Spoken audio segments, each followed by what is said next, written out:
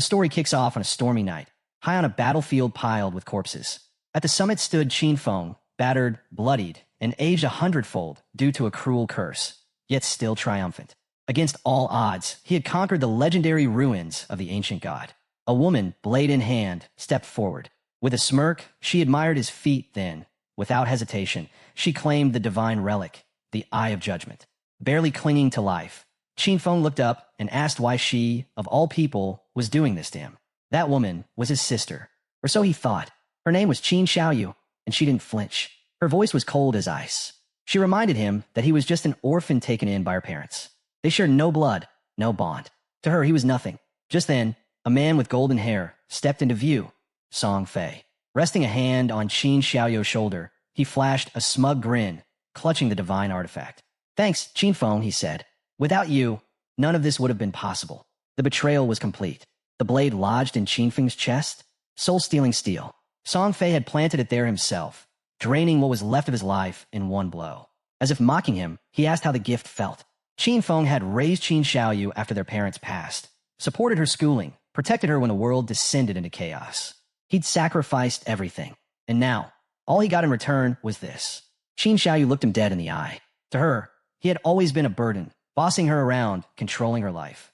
Back then, his strength was useful, but now that she and Song Fay had what they wanted, he was just dead weight. Song Fay lunged for the kill, promising he'd take care of Qin Xiaoyu from now on. As the final blow fell, Qin Feng swore he wouldn't let them get away with this. Then, everything went black. The year was 2025, the year the godforsaken game arrived. In this new world, lifespan became the only currency. Die, and you'd lose years. Kill, and you'd gain them.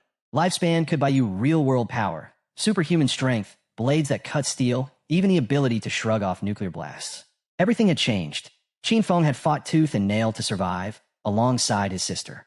They clawed their way through trials, disasters, and near death, eventually climbing into the world's top 100 powerhouses.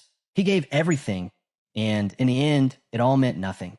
His hard-earned glory handed over to traitors. If he had another chance, he vowed, he'd live only for himself.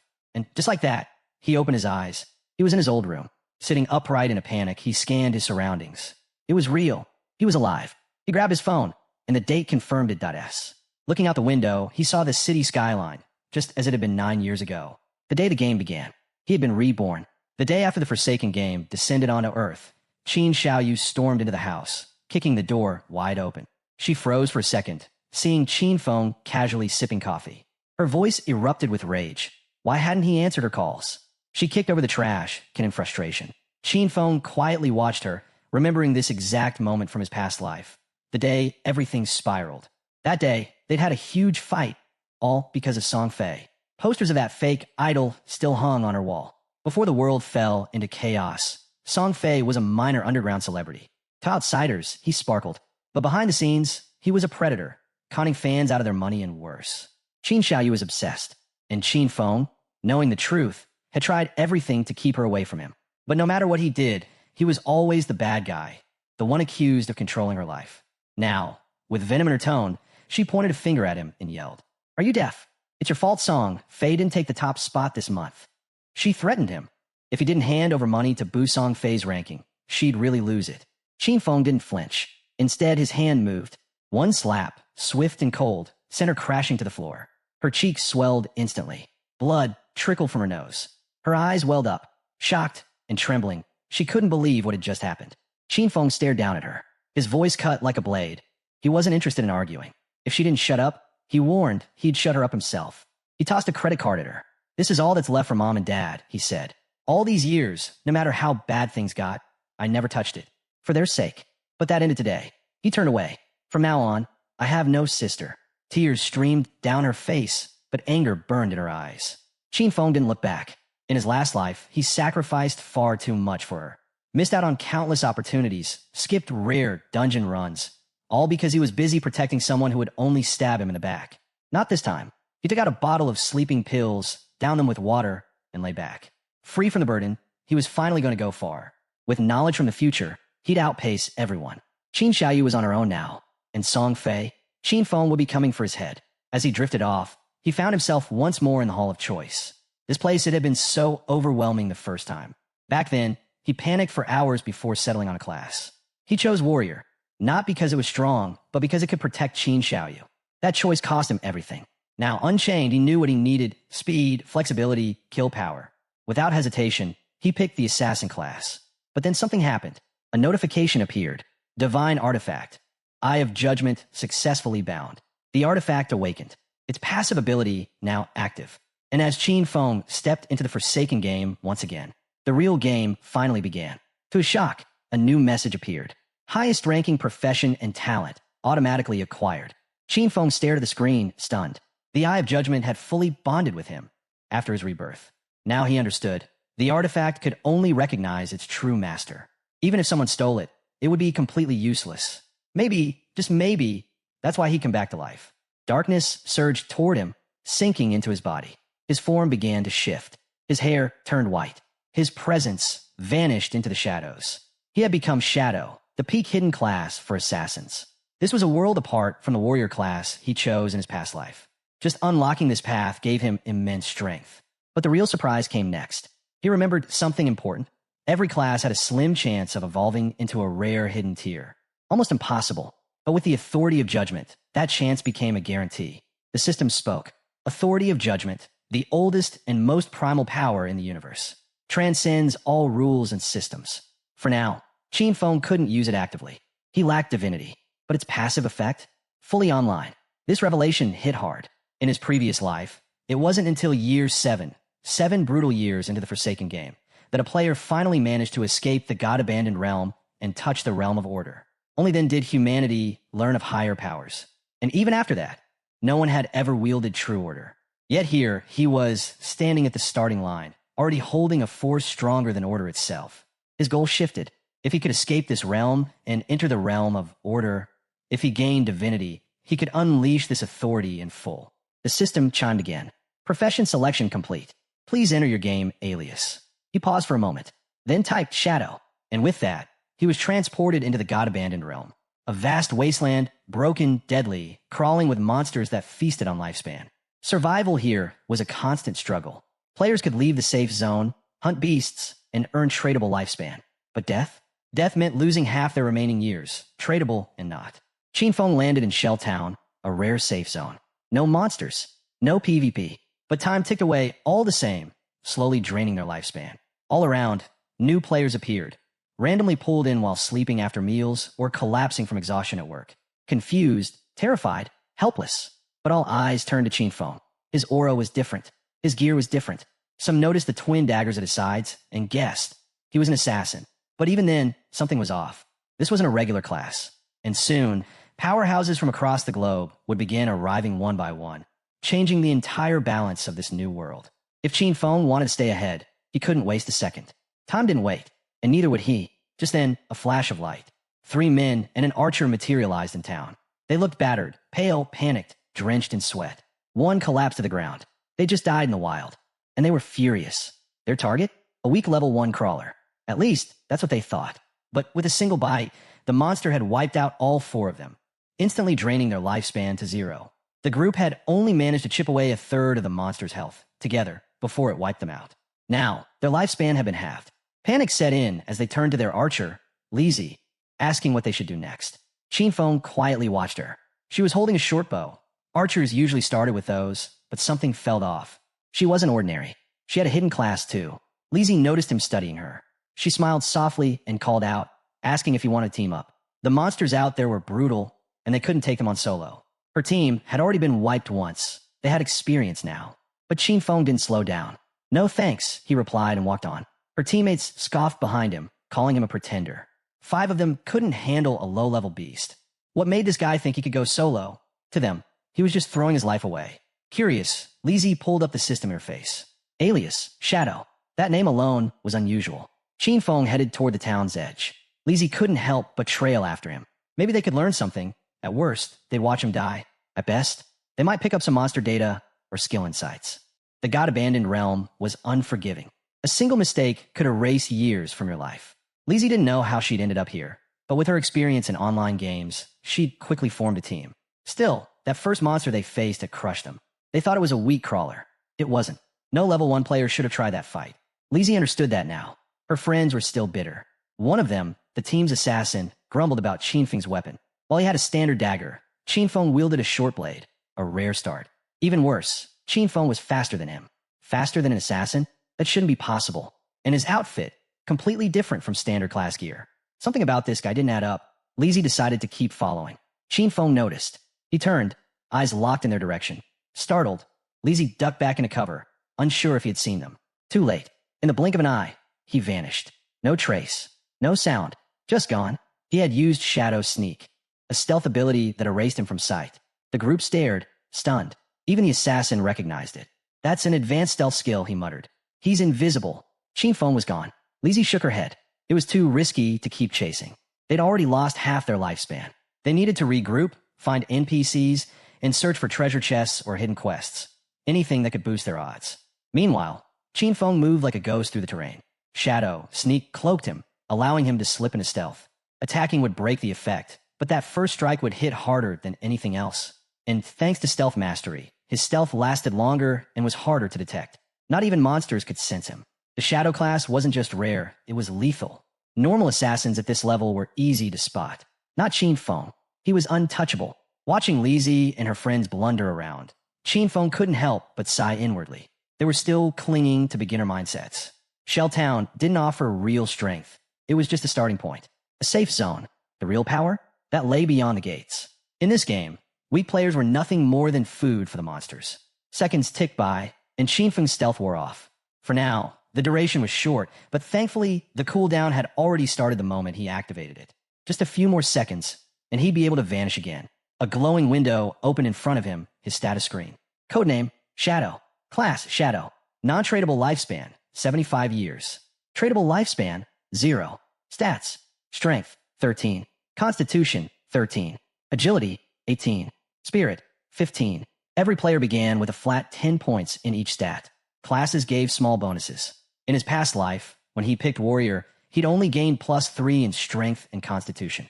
But now, Shadow had buffed all his stats, and his agility alone had jumped by 8 points. He still had 5 unassigned attribute points. Most people rushed to boost Strength or Spirit to raise their attack power, physical or magical. That was a mistake. Without hesitation, Qin Feng dumped all 5 points into agility, pushing it to 23. In the early stages, no matter how you built your stats, monsters would always hit harder. The only way to survive and win was to never get hit. Speed was the key. Then he felt it. Movement behind a tree. His eyes locked on the figure of a level 1 crawler. Just a normal grade monster, except something was wrong. It was evolving. Qin Feng tensed. This was the same creature that had wiped out Lizzie and her team. It was still absorbing lifespan from its victims, and it was injured, down a chunk of health. The moment it sensed him, the crawler lunged. But Qin Feng jumped aside, dodging cleanly. He understood now. When monsters killed players, they could absorb their lifespan. Enough of it, and they would evolve into something far worse. No time to waste. Qin Feng triggered Shadow Sneak, drawing his short blade as his body faded into invisibility. The crawler snarled, spinning in place, searching. It sensed something was off, but couldn't see him. Suddenly, from above, Qin Feng reappeared midair. Stealth break strike. He crashed down, driving the short blade straight into the monster's head. 174 damage. The crawler crumpled to the ground, lifeless. +10 experience. Qin Feng blinked. He hadn't expected a one-shot kill. Then he remembered, crawlers have a weak spot at the nape. A precise hit there triggered a critical. A system notification popped up. Skill unlocked. Backstab. Attacks from outside, an enemy's vision deal double damage. So that was it. Backstab, stacked with stealth break, and a critical to the weak point. The damage had multiplied brutally. He stared down at the body, silent. In his past life, even with critical hits, his warrior strikes barely did 40 damage. Every crawler fight was a death match that left him one mistake away from the grave. Now, one clean hit. No risk. The monster's body dissolved, leaving behind a glowing orb. Lifespan. Qin Feng clenched his fist around it, and the power surged into him. +3 days of tradable lifespan. +54 years, 155 days of non-tradable lifespan. 5 players had died here. Each probably lost 20 to 30 years of their life. The crawler had absorbed it all, and yet Qin Feng had only recovered 54 years. Because the monster got it first. Though non-tradable lifespan couldn't be sold or used for upgrades, something unexpected happened. The Eye of Judgment stirred, its authority activated once more. Qin Feng gained a new talent, Infinite Evolution. From now on, whenever he killed monsters alone, there was a chance to earn evolution points, a currency used to enhance skills beyond their normal limits. Every 24 hours, he would passively gain 5 points, and defeating any boss-class monster solo would guarantee more. Right now, he had 5 to spend. In his previous life, he had never heard of anything like this. No matter what loot monsters dropped, equipment, skill books, it was all locked to a fixed grade. No one had ever found a way to evolve skills.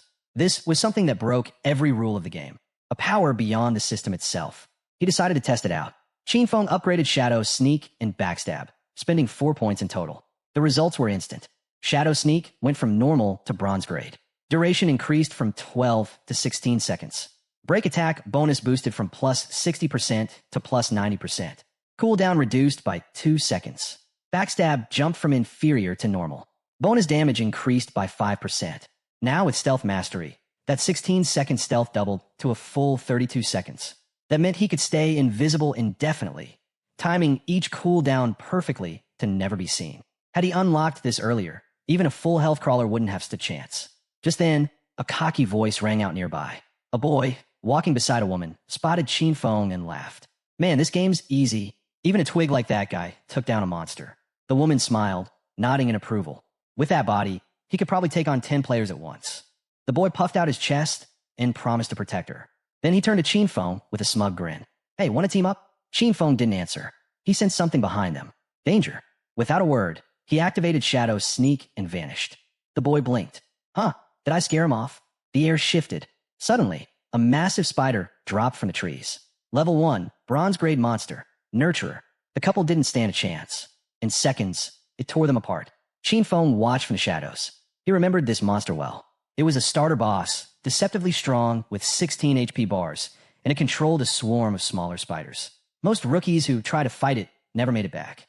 As the spider began to feast, Qinfeng moved in, using the distraction to test his upgraded abilities. Stealth Break Strike. He dove from above, blade piercing the Nurturer's eye. 338 damage. The spider shrieked and lashed out, but Qinfeng reacted instantly, dodging just in time. Still, he took 9 damage from a stray strike. His HP? Only 130. If that hit had landed clean, he'd be dead. But the impact, it was insane. Over 300 damage from a single blow? Even he was surprised. The Nurturer screeched and went berserk, crushing trees in a wild frenzy. Qinfeng knew these monsters weren't dumb. This one had realized it was being hunted. It began swinging blindly, trying to force him out of hiding. Even the little spiders joined in, scuttling in formation. Rushing in now would be suicide. So, while it was still searching, Qinfeng grabbed a rock. Thwack! It smashed into the spider's abdomen. Minus 299 damage. Direct hit. He picked up another. And just like that, he realized something crucial. His greatest weapon wasn't just his blade. It was precision, thanks to his class skill enhancements and the passive bonuses from Stealth Ambush Strike. Qinfeng realized something unexpected. Even throwing rocks dealt serious damage. As long as he was hidden and hit from outside the enemy's vision, he could trigger the effects of ambush, backstab, and weak point attack. So his strategy was simple. Wait for Shadow Sneak to come off cooldown, then strike again. When the cooldown reset, he lobbed another rock. Minus 279 damage. Another solid hit. Then, without wasting time, he activated Shadow, Sneak again. Stay hidden. Wait. Strike. Repeat. Back in Shell Town, something massive happened. The leaderboard updated. Player, Shadow. Boss killed. Bronze grade Nurturer. Level 2. Ranking first. Gasps spread across the town. Most players were still dying to basic mobs. And here was someone who had already killed a boss and hit level 2. It didn't make sense. Lizzie and her teammates stared in disbelief. They had been wiped out by that same spider, together. And yet Qinfeng had killed it alone? They were convinced it had to be a bug. Meanwhile, the woman and the musclehead who had just respawned were frozen in shock. That weak-looking guy they ran into? He was Shadow. He had killed the very creature that had just torn them apart. Back in the forest, the system chimed again. Boss killed. Bronze grade Nurturer. Plus 300 XP. Plus 2 evolution points. Leaderboard unlocked. Shelltown ranking. Plus 1 reputation point. Qinfeng exhaled as the massive spider's body collapsed. He stepped forward and began absorbing the released lifespan. The moment the boss died, its minions scattered. A waste. If he'd killed the small spiders first, he could have earned even more experience. He made a mental note to avoid that mistake next time. Still, the rewards were impressive. Plus 46 days of tradable lifespan. A skill book, Greedy Hand, bronze quality. And a weapon, Corrosive Dagger. 35 damage. Plus 4 agility. He learned Greedy Hand instantly. The skill gave him a 20% chance to obtain extra loot from defeated enemies. An absolute jackpot for any assassin. Qin blinked. A skill like this from a low-level boss? He hadn't expected it. In his past life, this was considered a god-tier looter skill, especially in the late game. Bosses at that level dropped rare gear, and having a chance at double loot changed everything. He remembered someone from the Godslayer Guild, a guy with average combat skills, but just because he had greedy hand, he became a VIP. The guild even assigned him a personal bodyguard to protect him on dungeon runs. Qinfeng's eyes narrowed. If he combined this skill with infinite evolution, not only could he boost the drop rate, but also multiply the loot rewards endlessly. The possibilities were insane. The next morning, students were heading to school. Qin Xiaoyou's friend glanced at her. "You're really not going to call your brother? Maybe apologize?" She reminded her. They skipped the exam yesterday to secretly go support Song Fay. "I'm sure Qinfeng's upset." But Qin Xiaoyu shook her head, arms crossed. "I didn't do anything wrong. He's the one who made us late." In her mind, he owed her an apology. Her friend sighed. "Still, he's always treated you well. Don't you think he deserves?" Qin Xiaoyou's friend glanced at her bruised face, lowering her voice. "What happened to you?" Xiaoyu stood her ground, brushing it off. "I tripped. That's all." She wasn't about to admit that Qinfeng had hit her. In her mind, he was just meddling again, always try to control her life. When they arrived at school, a large group of students had gathered in front of classroom, whispering in confusion. Curious, the friend pushed through the crowd. Inside, she froze. Zhang Wei's body was fading, becoming semi-transparent. One of his friends tried to explain. He said he was going to take a nap, and the next thing we knew, he looked like that. But this wasn't just happening here. It was spreading fast. Reports were flooding in from around the world. Online forums, news alerts, emergency broadcasts. People everywhere were entering this ghost-like state the moment they fell asleep. No one knew why. No one had answers. Xiaoyou's friend went pale and pulled out her phone to call her parents. She turned to Xiaoyu. "You should call your brother, just in case." But Xiaoyu shook her head coldly. "I'd rather see him dead than talk to him." Meanwhile, deep in the god-abandoned realm, Qinfeng was evolving. He had just upgraded Greedy Hand from bronze to gold. The loot bonus? Now a massive 70% chance to earn extra drops from defeated enemies. And the moment he activated it, the skill rewarded him with +2 evolution points, plus 46 days of tradable lifespan. He grinned and clenched his fist. Every bit of progress counted. He knew that upgrading Greedy Hand to the next tier, level 3, would cost 3 more points. But once he hit that mark, his loot chance would spike to 100%. Guaranteed. Qinfeng's mind shifted to the real world. By now, the world governments must have caught on. More and more people were being dragged into the Forsaken game. It wouldn't be long before the truth came out, that skills and equipment could be extracted into reality. And once that secret spread, chaos. But to extract anything, 2 things were required. Reach level 10. Accumulate enough tradable lifespan. He had no time to waste. Killing low-level mobs was inefficient. He needed to find stronger bosses. Qinfeng equipped his bronze corrosive dagger, gaining +35 attack and +4 agility. Then activated Shadow Stealth and vanished, slipping unseen through the deadly terrain. As he moved across the land, a noise caught his ear. Fighting. He followed the sound to the edge of a cliff and peered down. A level 2 sprint predator, bronze grade, was locked in battle with a group of players. It charged, claws slicing the air, but its strike was blocked by a man wielding a massive shield and mace. Wang Meng. Qinfeng's eyes narrowed. He hadn't expected to run into him this early. So the rumors were true. When Wang Meng first entered the Forsaken game, he'd immediately formed a team of hidden class players, 6 in total, each with rare abilities. Now, Wang Meng stood at the front line and activated his class skill, Holy Barrier. A golden wall of light burst around him, repelling the predator's attack with ease. His class?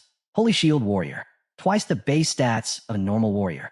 And that wasn't all. Wang Meng also had a terrifying passive, innate invincibility. While the predator was distracted, the team's mage launched a fireball, striking the creature square in the arm.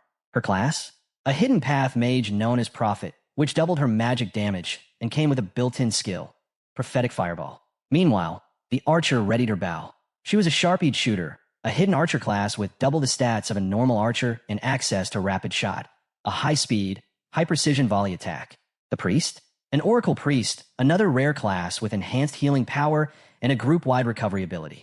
The mage and archer launched their coordinated strike, but the predator was too fast. It twisted its body mid-leap, dodging both projectiles with ease, then lunged at Wang Meng, forcing him back. The archer froze. "It's too fast," she muttered, her confidence shaken. The priest quickly cast a heal, restoring Wang Meng's health. He gritted his teeth and made a call. "Keep up the pressure." whittle it down slowly. They'd win through endurance. But from where Qin Feng watched, hidden high in the trees, it was obvious. Wang Ming had made a critical mistake. This wasn't a game arena, it was the wild. And in the wild, prolonged battles always drew attention. Right on cue, 2 new monsters appeared from the woods, level 2 corruptors. Dark brown creatures, oozing mud, specialized in range attacks. The team's swordsman charged, swinging his blade. His class? Unknown, but definitely a hidden one. He landed a hit. Minus 33 damage. That was it. Their defense was way too high. One corruptor vomited a thick sludge, coating the swordsman's legs. Groundbind. His movement speed plummeted. The second corruptor turned and locked onto the mage. She tried to run, panic overtaking her, tears starting to form. But before the beast could reach her, a blur shot through the trees. Qin Feng struck. One clean cut. 441 damage. The corruptor's head hit the ground before its body realized it was dead. Everyone froze. Who did that? The mage blinked, stunned. She hadn't seen anyone. The swordsman used his weapon to pull himself up, still stuck in the sludge. When he saw the decapitated monster, his eyes widened. We needed 5 people to kill a level 1 corruptor, he muttered. And someone just soloed a level 2? The second corruptor tried to recover and attack. Too slow. Qin Feng moved like lightning. Another clean strike. Decapitation. The swordsman began to tremble. Did anyone see who that was? Not me. The archer stammered. Same here, the mage added. Wang Ming stepped forward, tried to keep order. Focus. Don't get distracted. But inside, he was rattled. He could only hope that whoever it was on their side. From high above, Qin Feng watched them from a tree branch, perfectly hidden. The sprint predator still remained. But for now, he was content. The system displayed his rewards for the kills. Plus 40 experience. Plus 1 evolution point. Skill book, Venom Dart common. Plus 8 days of tradable lifespan. He wasted no time. Venom Dart was perfect. A mid-range skill that dealt poison damage. With 1 evolution point, he upgraded it. The skill jumped to level 2, and its quality rose from common to silver. Now it fired a lethal poison dart, precise and deadly at range. Venom Dart, range, 14 meters. Impact damage, 120. Status effect, Venom, 50% damage per second for 5 seconds. Cooldown, 5 seconds. Non-stackable. The predator charged again. Wang Ming braced behind his shield and barely managed to block. But in that moment, the monster's bladed limb pierced through his stomach. Blood spattered as he collapsed, his shield and mace hitting the ground with a heavy clang. The creature didn't hesitate. It drove its other limb into him, twisting cruelly. The archer trembled. The priest panicked. His healing spells weren't fast enough. Wang Ming groaned, struggling to speak. Run, get out of here. Suddenly, thwip. A dart tore through the air. Qin Feng's venom dart buried itself deep into the monster's skull. 845 damage. Everyone froze. The predator recoiled, venom already eating through the wound. Then it collapsed, twitching violently as the status effect kicked in. 324 additional damage, pulsing through its body in waves. In mere seconds, the boss was dead. The mage and archer just stood there, stunned. That single attack had shredded half of the boss's HP. But the poison, the real killer, kept chipping away. Because Qin Feng had dealt over 90% of the total damage, the loot was his. Boss killed. Sprint Predator, bronze grade. Plus 600 XP. Level up, level 3. Plus 2 evolution points. Plus 55 days tradable lifespan. He hadn't expected the damage over time effect from Venom Dart to trigger his class's passive, but it had. He was invisible. He was untouchable. And now, he could spam deadly darts from the shadows. And early and mid-game, nothing could stop him. Loot began to shimmer and rise from the boss's corpse. Wang Ming, injured and leaning on his teammates, stared at the aftermath. The predator was torn apart, and its killer hadn't even shown himself. Seconds later, the loot vanished into Qin Feng's inventory. Wang Ming stood upright, blood still dripping. Thank you for saving us. Qin Feng didn't reply right away. Then, calmly, he said, Out here, don't trust anyone too easily. The team went silent. Even Wang Ming was momentarily stunned. But then, he gave a small nod. Sound advice. We won't forget it. Before Qin Feng could leave, he added, If you ever need anything, come find me. I owe you one. Qin Feng glanced back, but said nothing. Still, a thought crossed his mind. Wang Ming might be trustworthy. He had backing from Daxia's government, and that meant resources, potential connections for selling extra loot. Qin Feng used Greedy Hand one last time. Plus 3 evolution points. Plus 55 days tradable lifespan. Loot acquired. Sprint Predator's leather greaves, bronze quality. He equipped the greaves. Plus 9 physical defense. Plus 5 all elemental resistances. Plus 15% cooldown speed. A solid upgrade, especially for a stealth assassin. His inventory was now full of gear and skill books, more than he ever had this early in his previous life. Time to return to town. Time to trade it all in for lifespan. His eyes gleamed. This time, his growth was 100 times faster. Not far away, in another part of the forest, a different group of players was in trouble. Surrounded, outnumbered, the monsters were closing in. They tried to escape, but before they could, a much larger beast emerged from the trees. Thorns, vines, speed. Before anyone could scream, the creature lashed out. One swing, and the entire party fell. They respawned in town, fuming. No matter where they went, the monsters always appeared in packs. And worst of all, they ran when they were injured. It was said that to truly survive out there, you had to be at least level 3. The game felt unbeatable. Some players began to wonder if the problem was their numbers. Maybe 3 just wasn't enough. They started suggesting bigger teams, 6 or even 10 people. But others pushed back. One player reminded them how a group of 10 got completely wiped out after being surrounded. More people didn't mean safety, it meant risk. Attracting attention could trigger a boss, and recently, a 40-player team had accidentally awakened a curse master. It struck once. Over 30 were dead instantly. Meanwhile, Lizzie's team respawned back in town. If they couldn't hit level 3, they'd be stuck in the game permanently. Everyone there had fallen asleep in the real world. Now only their consciousness was trapped in this nightmare. If they didn't escape, their real bodies would waste away. Lizzie was at her limit. Why was the game this brutal? Her friend was spiraling, 3 deaths already, and their lifespan bar was now below 10 years. At this rate, they wouldn't just lose in the game, they'd die for real. Then Lizzie noticed something. Shadow was already level 3. How? He must have found a trick. That was their only hope. If he could carry them to level 3, they could get out. Clenching her fists, Lizzie gave a firm command. Spread the word. They had to find Shadow and get him on their side. She was willing to pay him 10 million cash if they made it back to the real world. Her teammates were stunned, but she knew no one could ignore that kind of money. Back in the forest, our guy was grinding. Qin Feng had just taken down a level 2 polluter, gaining 20 XP and 1 evolution point. After absorbing the monster's lifespan, he checked his stats. He'd built up 5 evolution points already. Time to spend them. He chose to upgrade Greedy Hand. The boost was wild. It jumped from Platinum to Emerald tier. Loot drops were now 160% more likely, and there was a 20% chance that extra loot would be a whole tier higher. Qin Feng grinned. This was game-changing. If he kept upgrading it, he could hit 100%, maybe even 200%. Rain poured through the trees. That's when he spotted it. Curse Master, a bronze tier boss, slowly devouring life energy as it evolved towards silver tier status. No wonder it wiped out that 40-man team. Qin Feng wasn't scared, but there was a problem. His inventory was full. Even if he killed it now, he couldn't take the loot. So he marked the spot on his map. That monster wasn't going anywhere. He'd clear space, come back, and take it down properly. Back in town, word was spreading fast. Someone was offering 10 million to get Shadow, the top-ranked player, to help them level up. People were dying. Lifespans were dropping. The rich were scrambling to find a way out, which meant the poor were being left behind. While players whispered and argued in the streets, Qin Feng walked into town and jaws dropped. Calmly, he activated the system menu and set up a market stall. The system broadcast went live. A player had opened a stall to sell gear and skills, but it would only be active for 10 minutes. The entire town was stunned. Everyone turned to look. The man behind the stall was wearing 2 pieces of bronze tier equipment, and he was selling 2 more. People couldn't wrap their heads around it. Had he really taken down a bronze tier boss? One player asked why they couldn't see the seller's face. Another explained he'd activated the face concealment feature. In this game, your avatar matched your real appearance, so hiding your face was a good way to stay anonymous. Clearly, this guy wanted to stay a mystery. A mage walked up to the stall, curiosity in her eyes. How much for the ice cone spell? She asked. 100 days of tradable lifespan. Qin Feng replied without flinching. She was Grey Rose, the 11th ranked player in Shelltown. Her face was concealed too. Rose raised an eyebrow. That was a lot. She tried to bargain, asking if he could lower the price. Qin Feng calmly explained, Ice Cone's a common tier spell, but it gives a major farming boost in the early game. 100 days is already a great deal.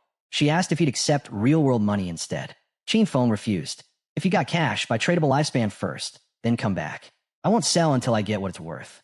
Rose paused, thinking it over. She switched to team chat and asked her squad what they thought. They'd hit level 2 quickly under her lead, and none of them objected.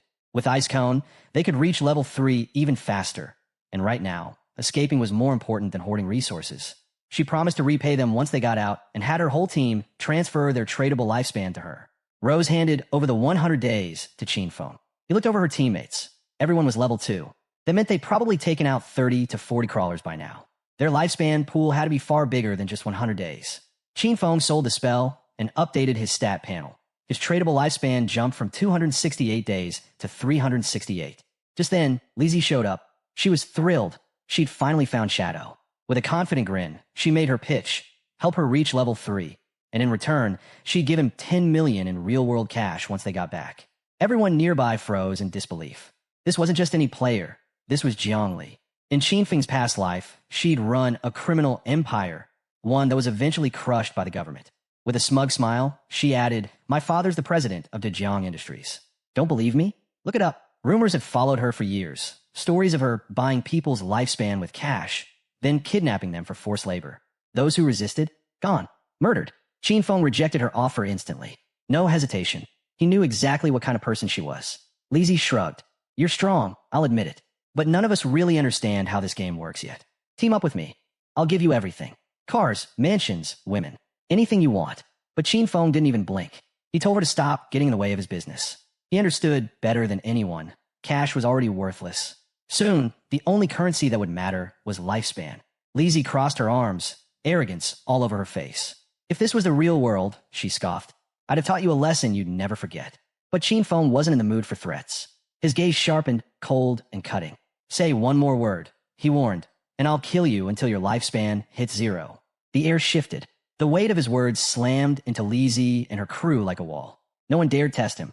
In the next instant, they bolted, vanishing down the street without a second glance. A few minutes later, the final item at Qin Feng's stall, Gleam Robe of Tear, Bronze Tear, was sold. His tradable lifespan now sat at a massive 546 days. With his inventory cleared out, it was time. He turned his focus back to the forest, back to the Curse Master. Activating stealth, he vanished from sight. No one knew it yet, but tradable lifespan didn't just matter in the game. It could bring skills into reality. This wasn't just a game anymore. It was the beginning of something that would tear the real world apart. Soon, all the power, status, and money people clung to would mean nothing. Only strength would matter. Meanwhile, Lizzie and her team had slowed down, panting from the sprint. Lizzie was still fuming. "He rejected me, then had the nerve to threaten me," she muttered. Her eyes narrowed. "I swear, once I'm back in the real world, I'll find him, and I'll kill him." As she seethed, a man strolled over. Mao Lijun, better known as Old Mao.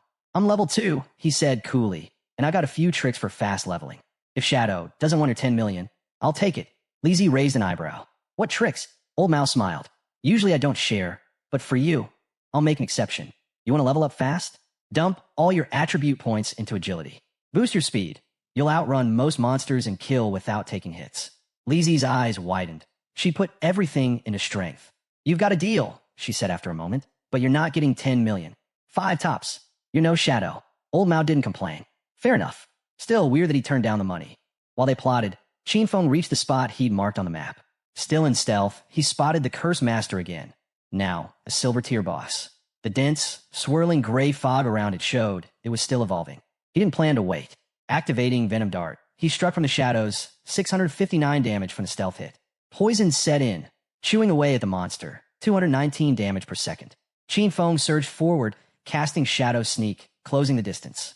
He knew silver bosses had 2 or 3 times the health of bronze ones. But suddenly, the monster started channeling a massive spell. Its hands glowed, swelling with dangerous magical energy. Qin Feng realized he might need 2 or 3 more venom darts to finish it off. Before he could act, the monster released a devastating blast, flattening everything nearby. "This thing's a magic-type boss," he muttered, retreating fast.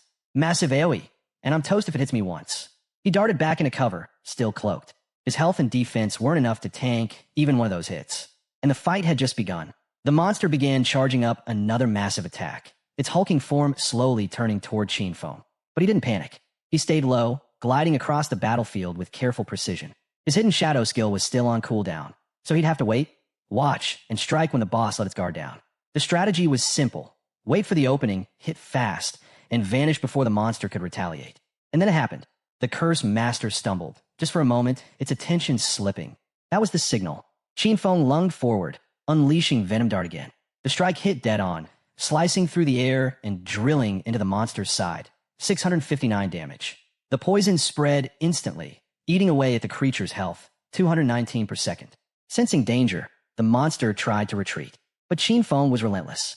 He He chased it down, eyes sharp, never blinking. The boss was weakening fast. Its panic showed in every step. And then, he was gone. In a blink, Qin Feng reappeared on top of the monster's skull and slammed it into the ground with brutal finality. The system confirmed the kill. Silver tier boss defeated. A flood of notifications hit his screen. Plus 1,800 XP. Level up from 3 to 5. Plus 4 evolution points. Plus 124 days of tradable lifespan. He chuckled. One boss, 2 levels, a mountain of evolution points, and a solid lifespan boost. As the Cursed Master's body dissolved in a shimmering loot, Qin Feng activated his evolved skill, Greedy Hand. The air shimmered, and the system interface confirmed the loot had been absorbed. The rewards were even more insane than he expected. Plus 4 more evolution points. Plus 124 additional lifespan days. Total, 12 evolution points. 372 days of tradable lifespan. He smirked. The bonuses were stacking fast. No wonder Greedy Hand was ranked as a Jade tier skill. It didn't just boost loot, it upgraded it. Right on cue, another system alert popped up. One of the looted items had been auto-upgraded from silver to gold tier thanks to Greedy Hand's passive effect. A gold tier item. He stared at the notification, impressed. That kind of power could tip the balance of an entire battlefield. Qin Feng turned his attention to the pile of loot at his feet. 7 or 8 gear pieces lay scattered, but his inventory only had 10 open slots. He sighed. Running back to town every time just to unload loot was going to be a serious time sink. A storage ring, or something like it, would be the perfect solution. He crouched to examine one particular item, but just then, the scene cut away. Back in Shell Town, a bright flash lit up the square. The mage from Wang Meng's team appeared, finally transported back to safety. Her shoulders slumped with relief. The rest of the team followed seconds later, all of them cheering. They owed it to Wang Meng. Without his leadership, none of them would have made it to level 3. But Wang Meng waved off the compliments. It wasn't just me, he said.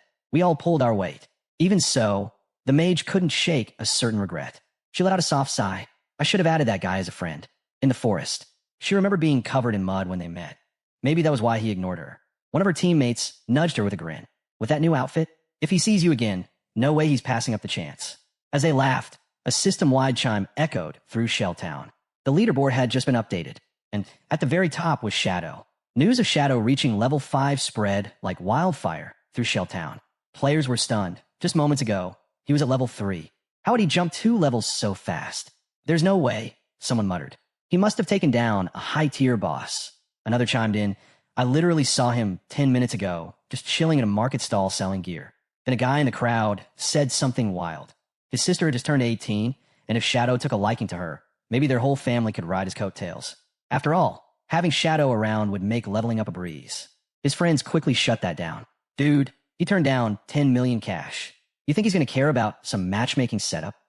Meanwhile, back at Wang Meng's camp, the mood shifted from celebration to concern. They just made it to level 3, only to find out that Shadow had already surged ahead to 5.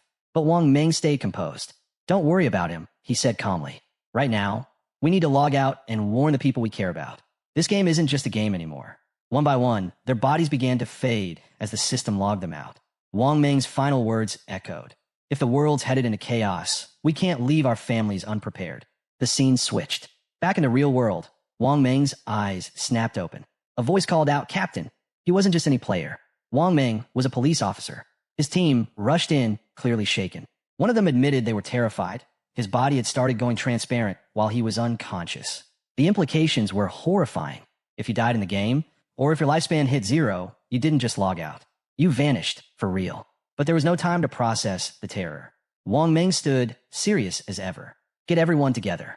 Something big's going on. An officer asked him for a report. Wang Meng recounted everything. How his squad had teamed up, each of them with a hidden profession, a major advantage. And yet, despite that edge, they were nearly wiped out by a single monster. Only one person saved them, an unknown player, Shadow. He confirmed every detail. When Shadow helped them, he was level 3. But by the time Wang Meng and his crew hit level 3 themselves, Shadow was already level 5. The officers looked at each other, worried.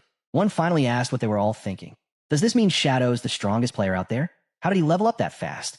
Speculation began flying. Wang Meng suggested the obvious. Maybe Shadow defeated a high-level boss or completed some rare mission. But then, one officer raised a sharp question. If he was already level 3, why didn't he log out like we did? The room went quiet. Maybe another officer hesitated, He doesn't have anyone waiting for him. No family. No friends. A female officer stepped forward, voice soft but certain. What if he's a transmigrator? Someone who just shows up, gets stronger like it's second nature. Like he's meant for it. She added quietly, transmigrators are usually orphans. That could explain why he hasn't left the game. The room fell completely silent. Realizing how heavy her words sounded, her face turned red with embarrassment. A senior officer frowned, clearly unimpressed. He said sternly, "This isn't the time for fantasy. Cut the transmigrator talk." He waved off her theory with a sigh. "You've been reading too many novels." Shifting the conversation back to serious matters, he shared a chilling update. Classified intel from the top levels had uncovered a disturbing trend. Across the country, elderly people had been mysteriously dying in their sleep. But then researchers started cross-checking data and found a horrifying connection. Many of these people had been players in the forgotten game of the gods, and they died multiple times inside it. The implication was crystal clear. If your lifespan hits 0 in the game, you die for real. One officer voiced what everyone was thinking. This game wasn't just a digital anomaly. It was something far beyond their understanding. A possible incursion from beings outside their reality. The room went silent again, the weight of that idea settling in. The head officer didn't waste time. "We've received new orders. Emergency protocol, straight from the top." This was no longer just a police matter. All officers will now form vanguard units, based on location. You'll be entering the forgotten game of the gods with a new objective: gather intelligence. Figure out what this is, and survive. He stressed the urgency. Every nation was now investigating the game. Falling behind could put them at a global disadvantage. For the sake of national security, they had to get ahead of this.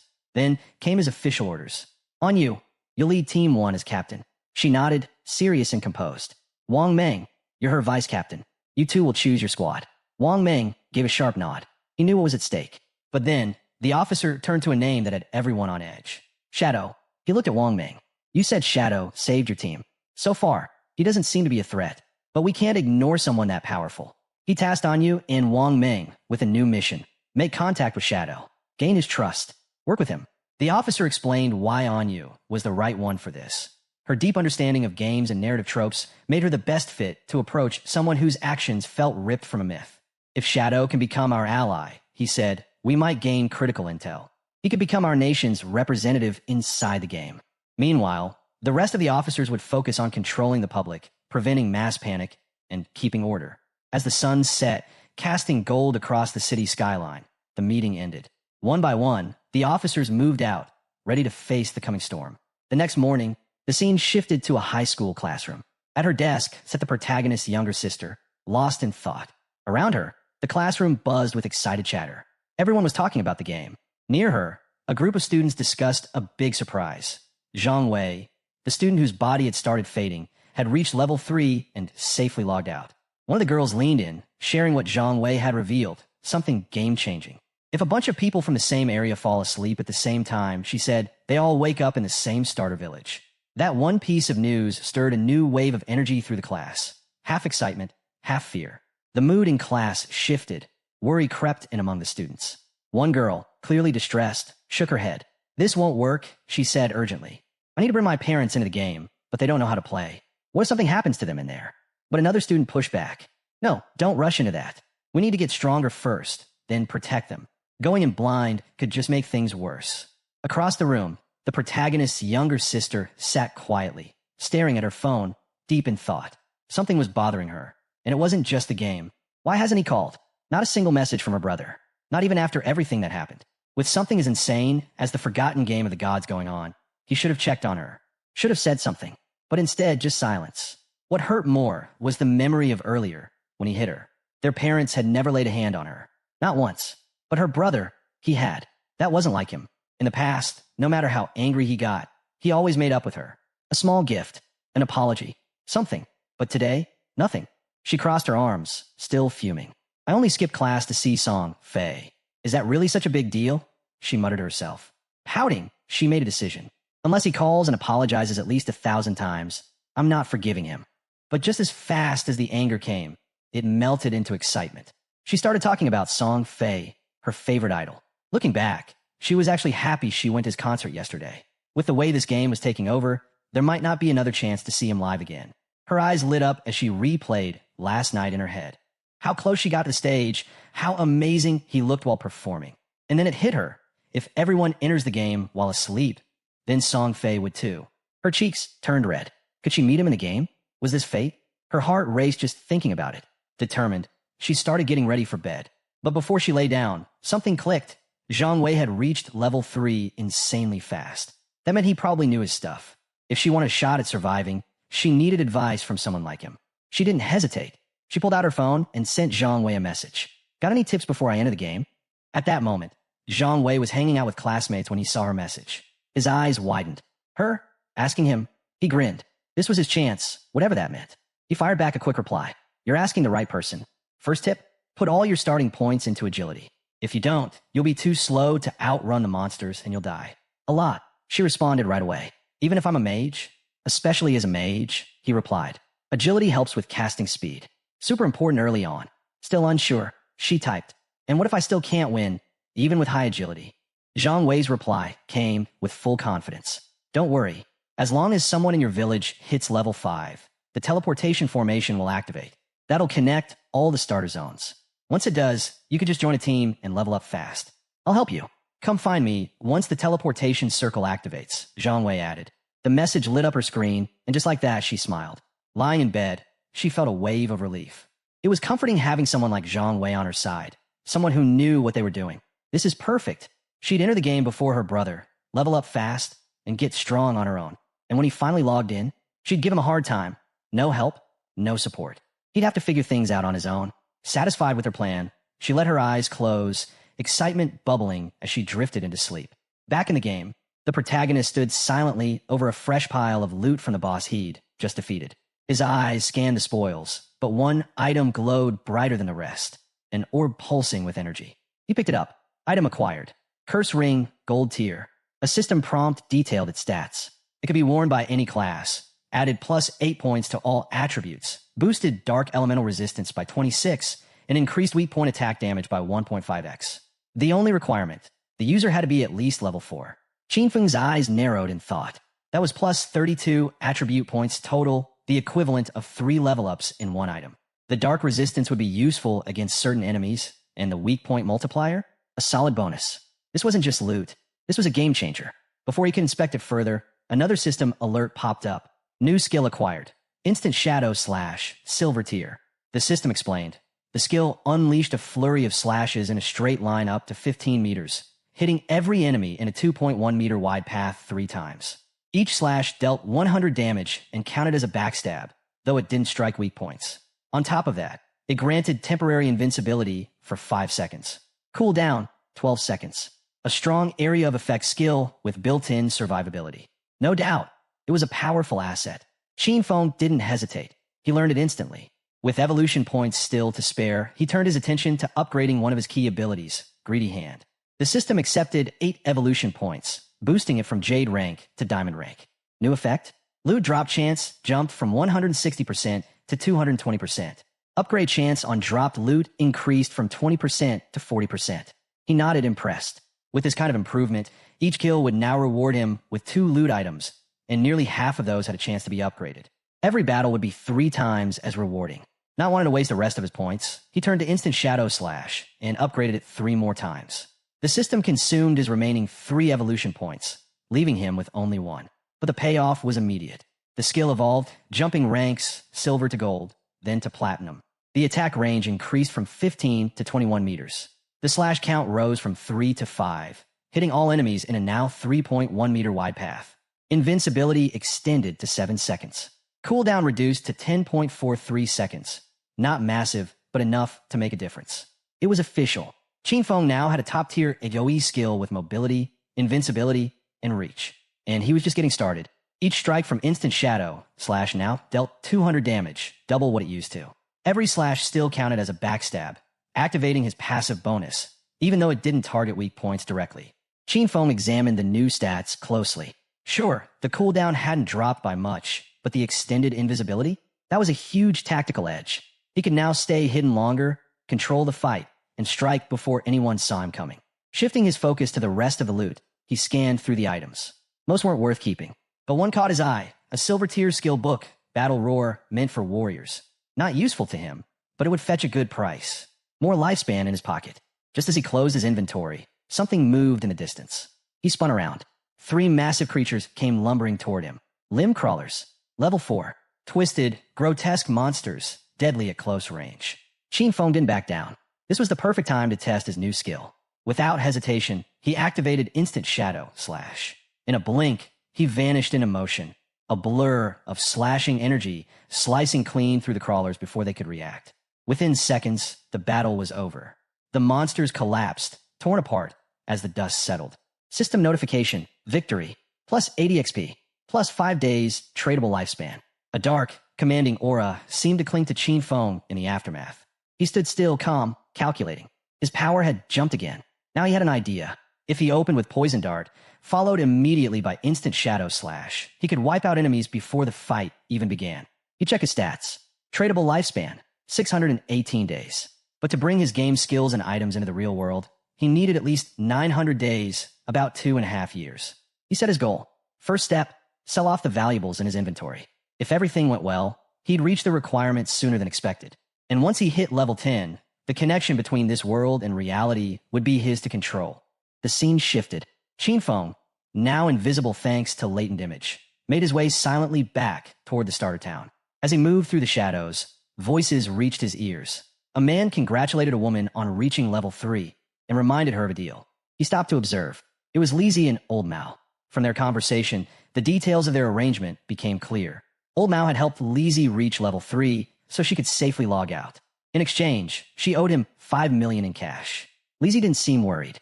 "Do you really think the Yang Industries can't spare the kind of pocket change?" she asked casually. "I'll log out and handle the transfer." "No problem." Before leaving, she handed him her phone number. "Call me after you log out," she added. But she wasn't done. She made another offer, $10,000 in cash for every day of tradable lifespan Old Mao owned. His eyes lit up. He agreed immediately, thrilled by the amount he'd earn. With a smug grin, he added, "King was a fool for turning you down. We'll talk more once we're back in the real world." He laughed, clueless, because just a few steps away, Qin Feng was right there, watching, hidden in plain sight, unaware he was being observed. Old Mao waved off the importance of lifespan like it was nothing. "In the end, it's just like in-game gold," he scoffed. "Easy to get. No reason to stress." Old Mao chuckled to himself, still feeling clever. "Turning game achievements into real-world money. That's the smartest strategy," he muttered, proud of his plan. He had no idea the very person he mocked, King, had heard every word. The scene shifted to the starter town, where Qin Feng now stood before the teleportation gate. He raised his hand. The gate responded instantly, glowing with a brilliant blue light. Energy surged, swirling with force as a system notification popped up. "Congratulations! You've activated the teleportation formation in Shelltown. Reputation +1. The message continued. He could use the teleportation gate once a day for free. Additional uses? They'd cost tradable lifespan. But there was a catch.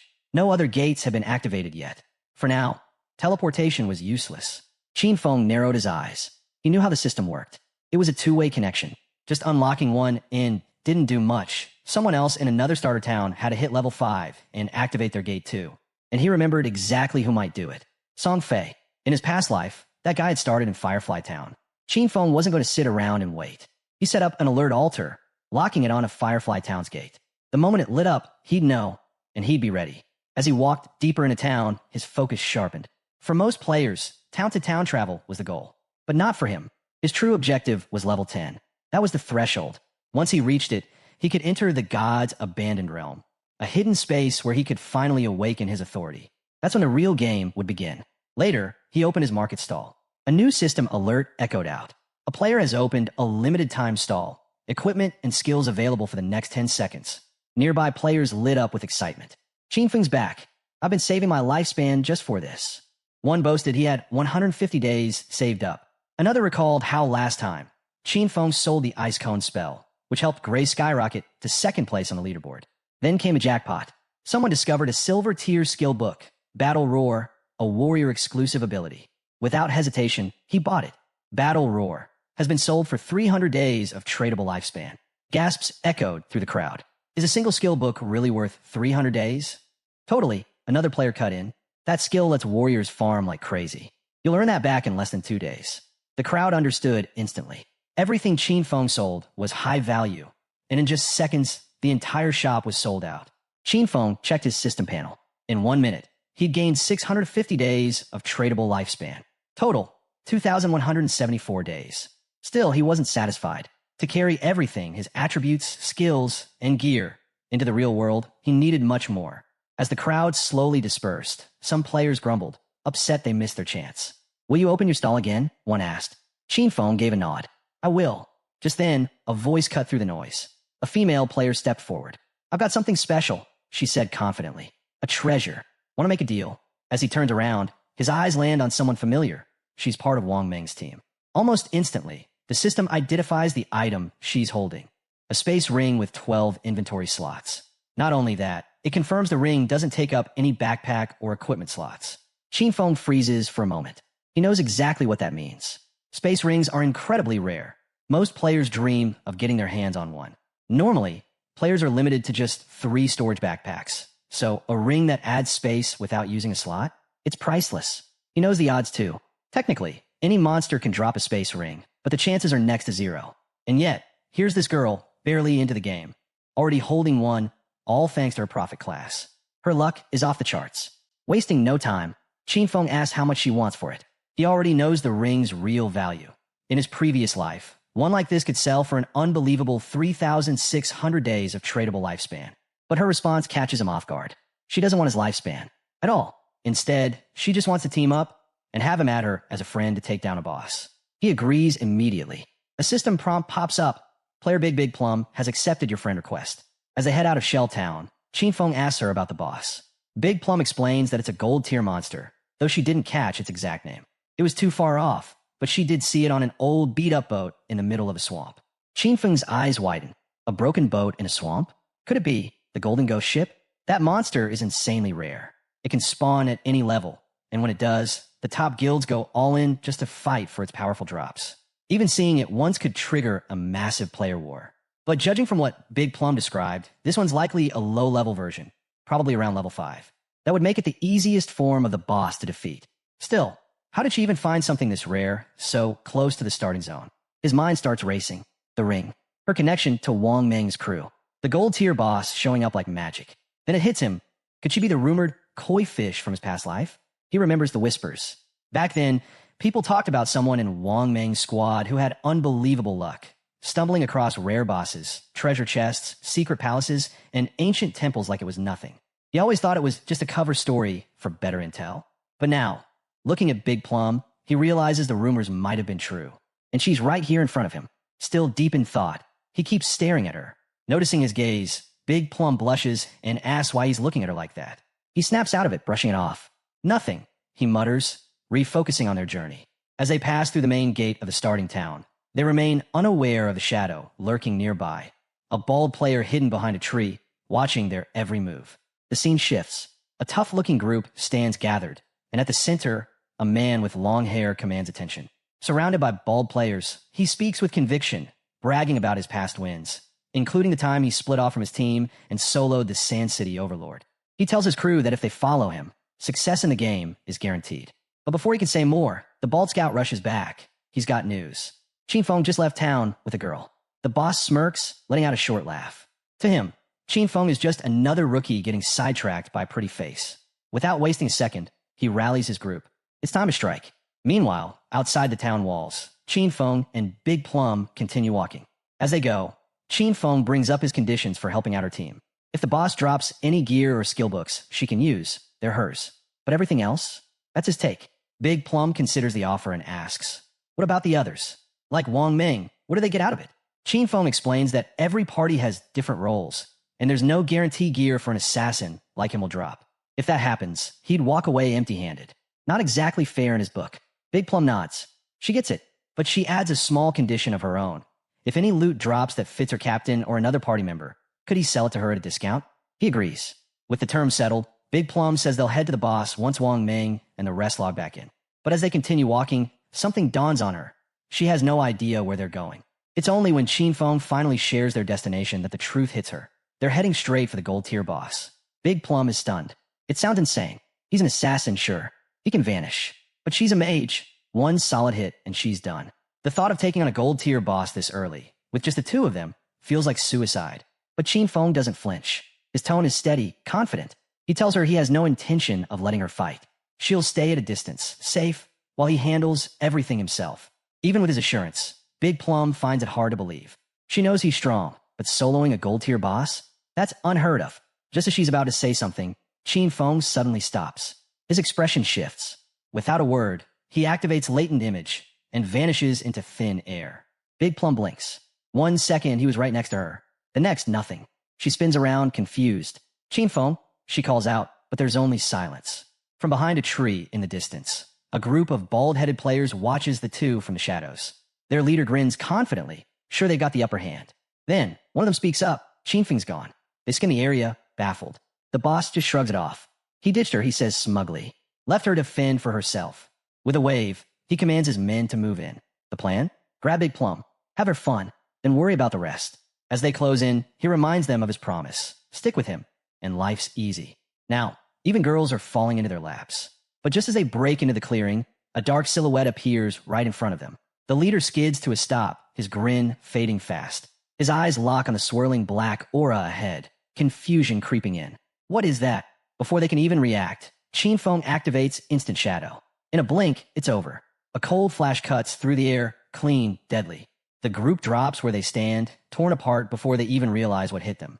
Their lifeless bodies hit the ground without a sound. And just like that, Qin Feng fades back into the shadows, vanishing without a trace. A system alert flashes, 5 players killed, plus 12 days of tradable lifespan earned. He barely spares the corpses a glance. Their loot? Useless. To him, it was no different than clearing out a couple of low-level mobs. Moments later, he reappears next to Big Plum, calm and composed like nothing happened. Big Plum, still unaware of the chaos he just left behind, looks up and immediately asks where he disappeared to. He gives a casual shrug. Some people were tailing us. I sent them back to town. She nods, seemingly satisfied at first, but her curiosity won't quit. She grins and teases. For a second, I thought you want to take a leak. Must be convenient being invisible for that kind of thing. Qin Feng shoots her a flat look, clearly not in the mood. Focus. We've got a boss to handle. Let's go. Meanwhile, back in Shell Town, a bright light flares up on the ground, and in that glow, Qin Feng's sister materializes, now officially spawned as a healer. Her eyes go wide as she picks up a nearby magic staff.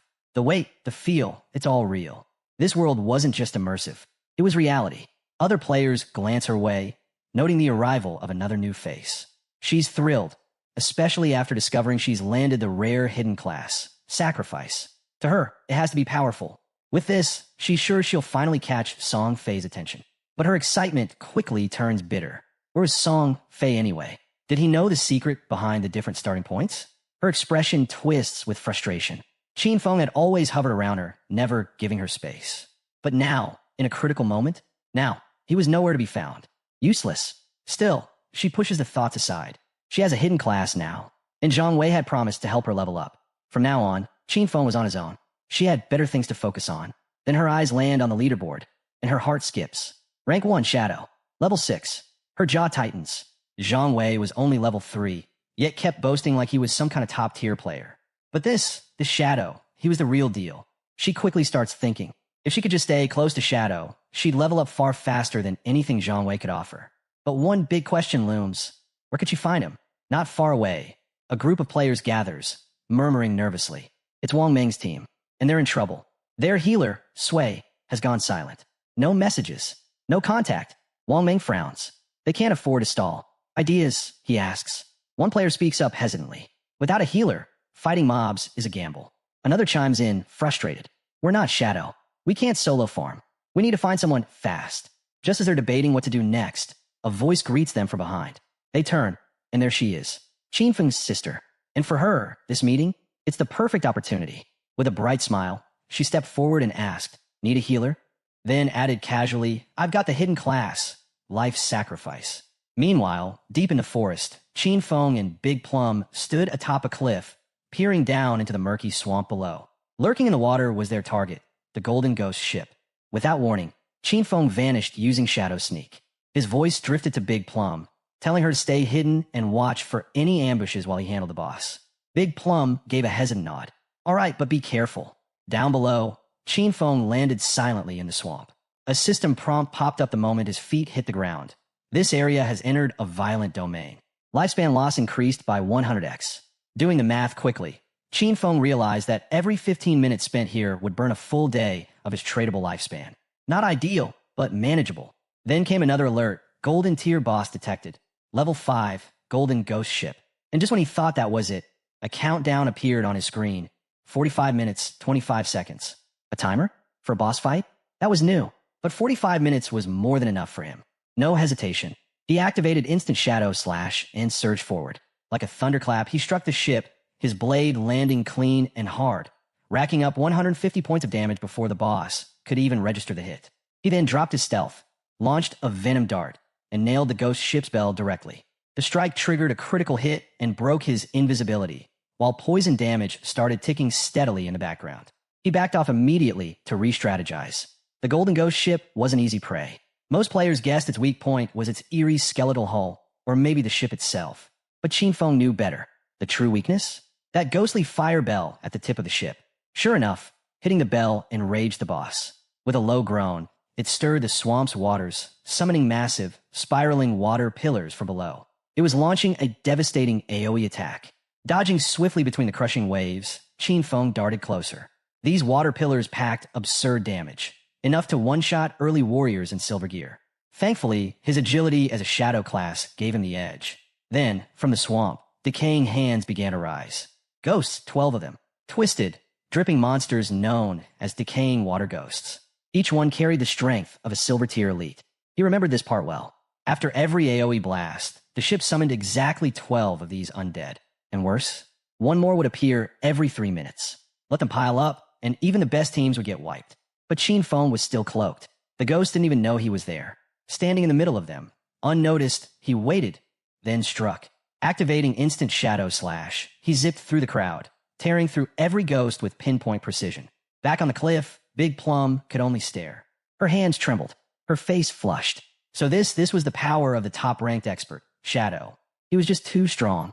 One moment he was there, the next gone. And in that blink, he'd already wiped out more than half the boss's HP. The boss didn't even get the chance to fight back. But then, something unexpected happened. A message popped up. Qin Feng had sent her a private chat. He called her Little Black and dropped a bomb. He was about to die. She froze. Yet, Qin Feng sounded calm, almost casual. He told her not to worry. Just wait, he'd be back. Big Plum, watching everything unfold, was stunned. She thought their guy had the upper hand. Then she blurted out, "Wait, who's Little Black?" Unfazed, Qin Feng replied, "Isn't that you?" She quickly corrected him. "I'm Big Plum, not Little Black. That sounds like a dog's name." Suddenly, the ground shook. A familiar figure stomped into view. The same man Qin Feng had defeated earlier. But this time, he wasn't alone. He brought his full squad. The guy was fuming. Back in his prime, he crushed legends left and right. Now, he was getting humiliated by a girl.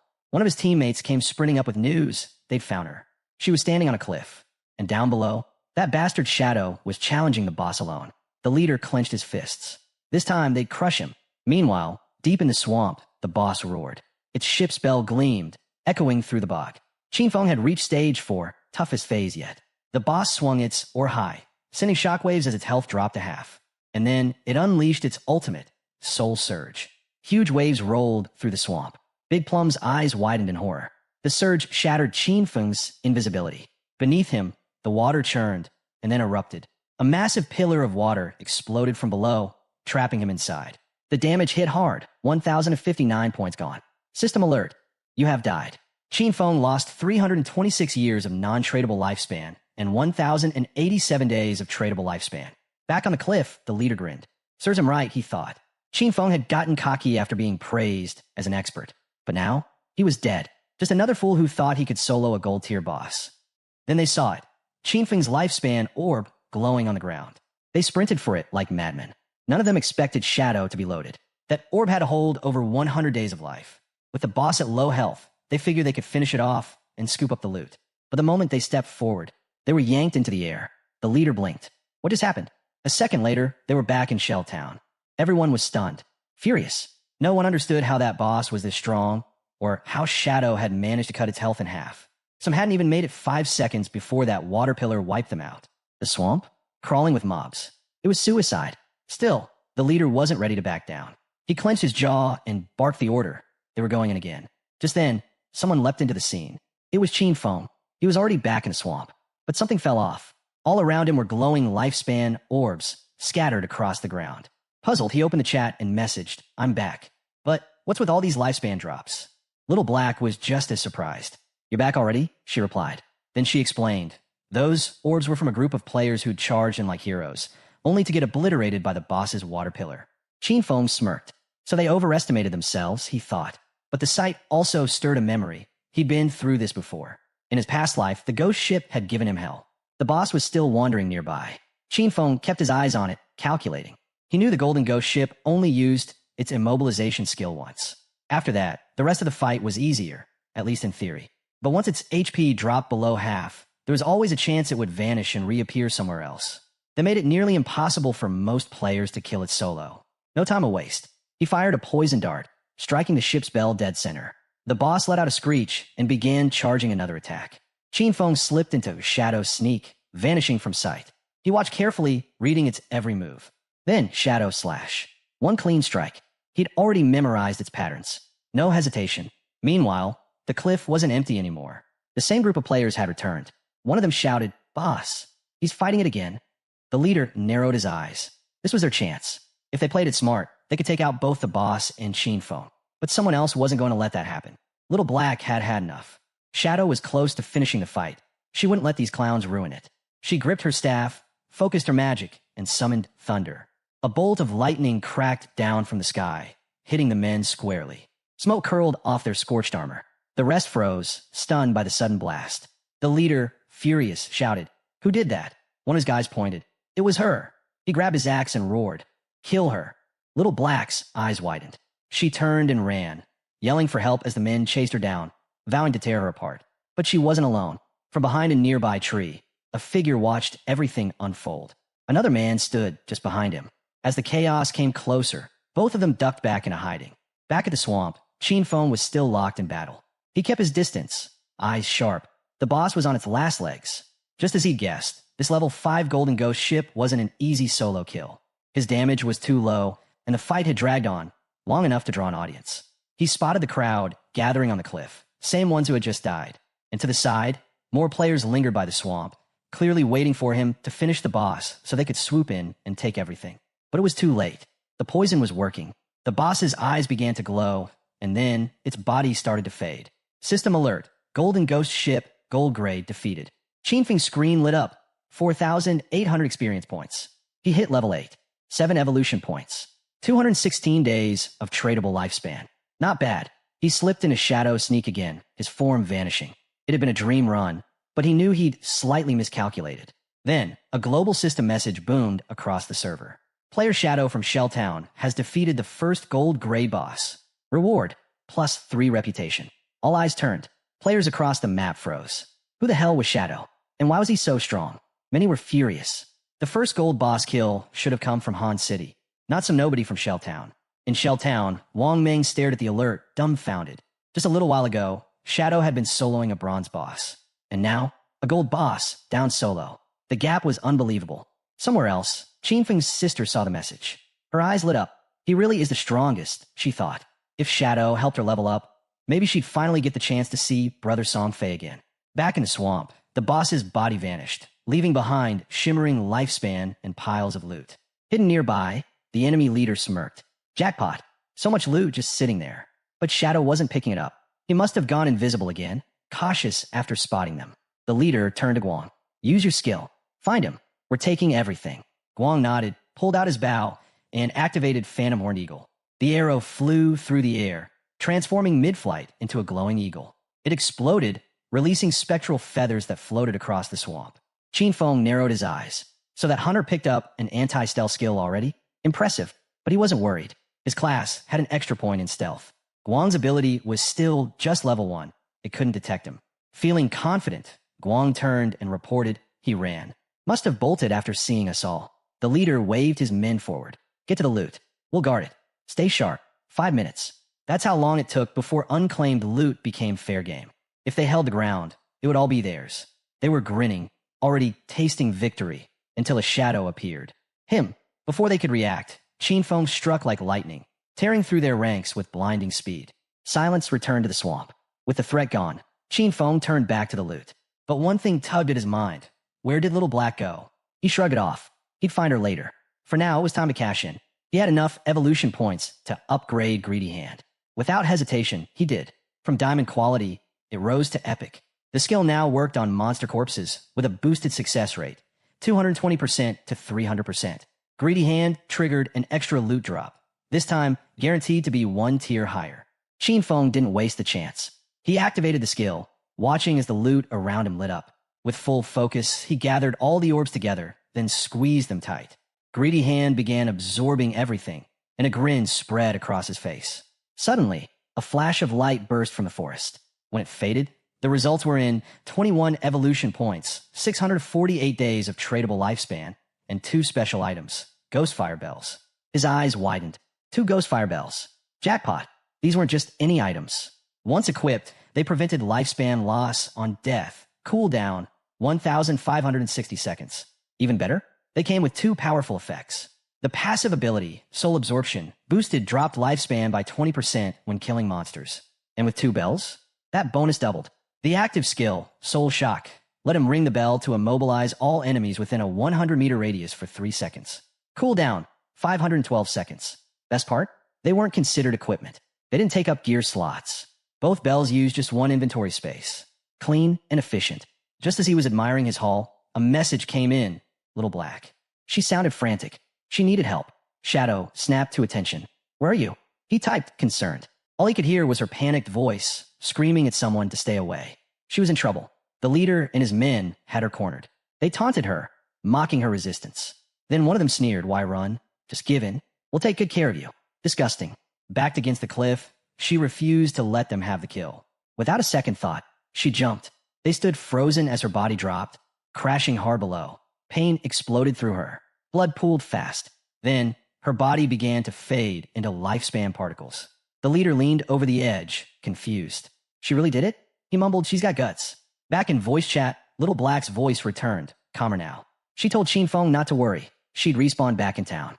Luckily, all the party's tradable lifespan was stored on Captain Wang Meng. Qin Feng breathed easier. He told her to wait. He'd bring her the stuff soon. She cheered him on, saying he'd done great. He swept up the rest of the lifespan orbs from the ground. This time, the haul was huge, 315 days of tradable lifespan in total, plus 21 evolution points. With no hesitation, he opened his menu and looked at Greedy Hand. Time to upgrade again. But a system message popped up. Greedy Hand has reached epic grade. Further evolution will require 10x the normal points. The prompt appeared. Spend 2 10 evolution points to evolve. Qin Feng didn't flinch at the prompt. He expected it. Skills at higher tiers were never cheap to evolve. This was just how the system worked. So, he set it aside for now. Instead, he focused on boosting his attack skills. The stronger his damage output, the tougher the bosses he could take down, and that meant better rewards. He concentrated. Instant Shadow / jumped from Platinum to Diamond. Its range expanded from 21 meters to 27. The invisibility boost stretched from 7 seconds to 9. Instead of 5 slashes, he could now land 7. The skill's total duration increased to 10 seconds. Even the reach of each slash went from 3.1 meters to 4.1. Most importantly, each strike now packed 300 extra damage, up from 200. He burned 10 evolution points, leaving just 3 in reserve. Next, he upgraded his backstab enhancement. It shot straight from normal to gold, skipping bronze and silver entirely. Now, every backstab would deal 30% extra damage instead of 15%. Qin Feng smiled. Instant Shadow / now evolved twice, had doubled in damage. Even when not stealthed, he could deal around 3,000 damage in total. If stealth was active and he landed a backstab, those 7 slashes could spike the damage between 6,000 and 7,000. Satisfied, he opened his system window to review everything. He recalled that a typical gold tier boss only dropped 2 to 4 pieces of silver gear, with a rare chance at gold. But thanks to Greedy Hand, his loot had exploded. 11 gold items and skill books, 2 platinum pieces, and 1 platinum skill book. Not bad at all. Even better, 3 of them were perfect for assassin-type classes. Among the haul was something special. The Ghost Chip Dual Blades, Platinum Tier. Assassin-exclusive weapons. Stats? 136 base damage, plus 22 agility, plus 24% attack speed, plus 17 armor penetration. Requirement, level 5. The unique effect? Each normal attack hit twice. Qin Feng equipped them immediately. The double attack perk wasn't game-changing for him. He relied more on skills, but the raw stats were too good to ignore. High base damage, speed, agility. It would speed up his casting and cooldowns. Definitely worth it. Then came the armor. Ghostfire leather armor, gold grade. Plus 25 physical defense. Plus 50 fire resistance. Plus 14 damage block. Plus 419 health points. Requirement, level 5. He blinked in disbelief. Leveling up hadn't boosted his constitution, but this armor alone had raised his health to 769, up from 350. That meant most players wouldn't even be able to scratch his defense now. Smartly, he used the system settings to make his defensive gear invisible, keeping the default assassin appearance. That way, other players wouldn't see his gear unless they opened the game interface. And he wasn't done yet. There was still one final piece left in his loot. As he scanned his inventory, something caught his eye, a skill book. Ghost Shadow Blur, gold tier. Assassin class.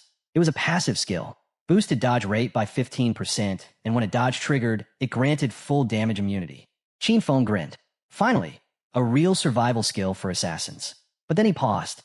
He remembered why this one wasn't so popular. In this game, boosting dodge rate was tough. You'd have to sacrifice other stats just to raise it. And if dodge didn't activate when you needed it most, the result could be fatal. Still, he wasn't like the others.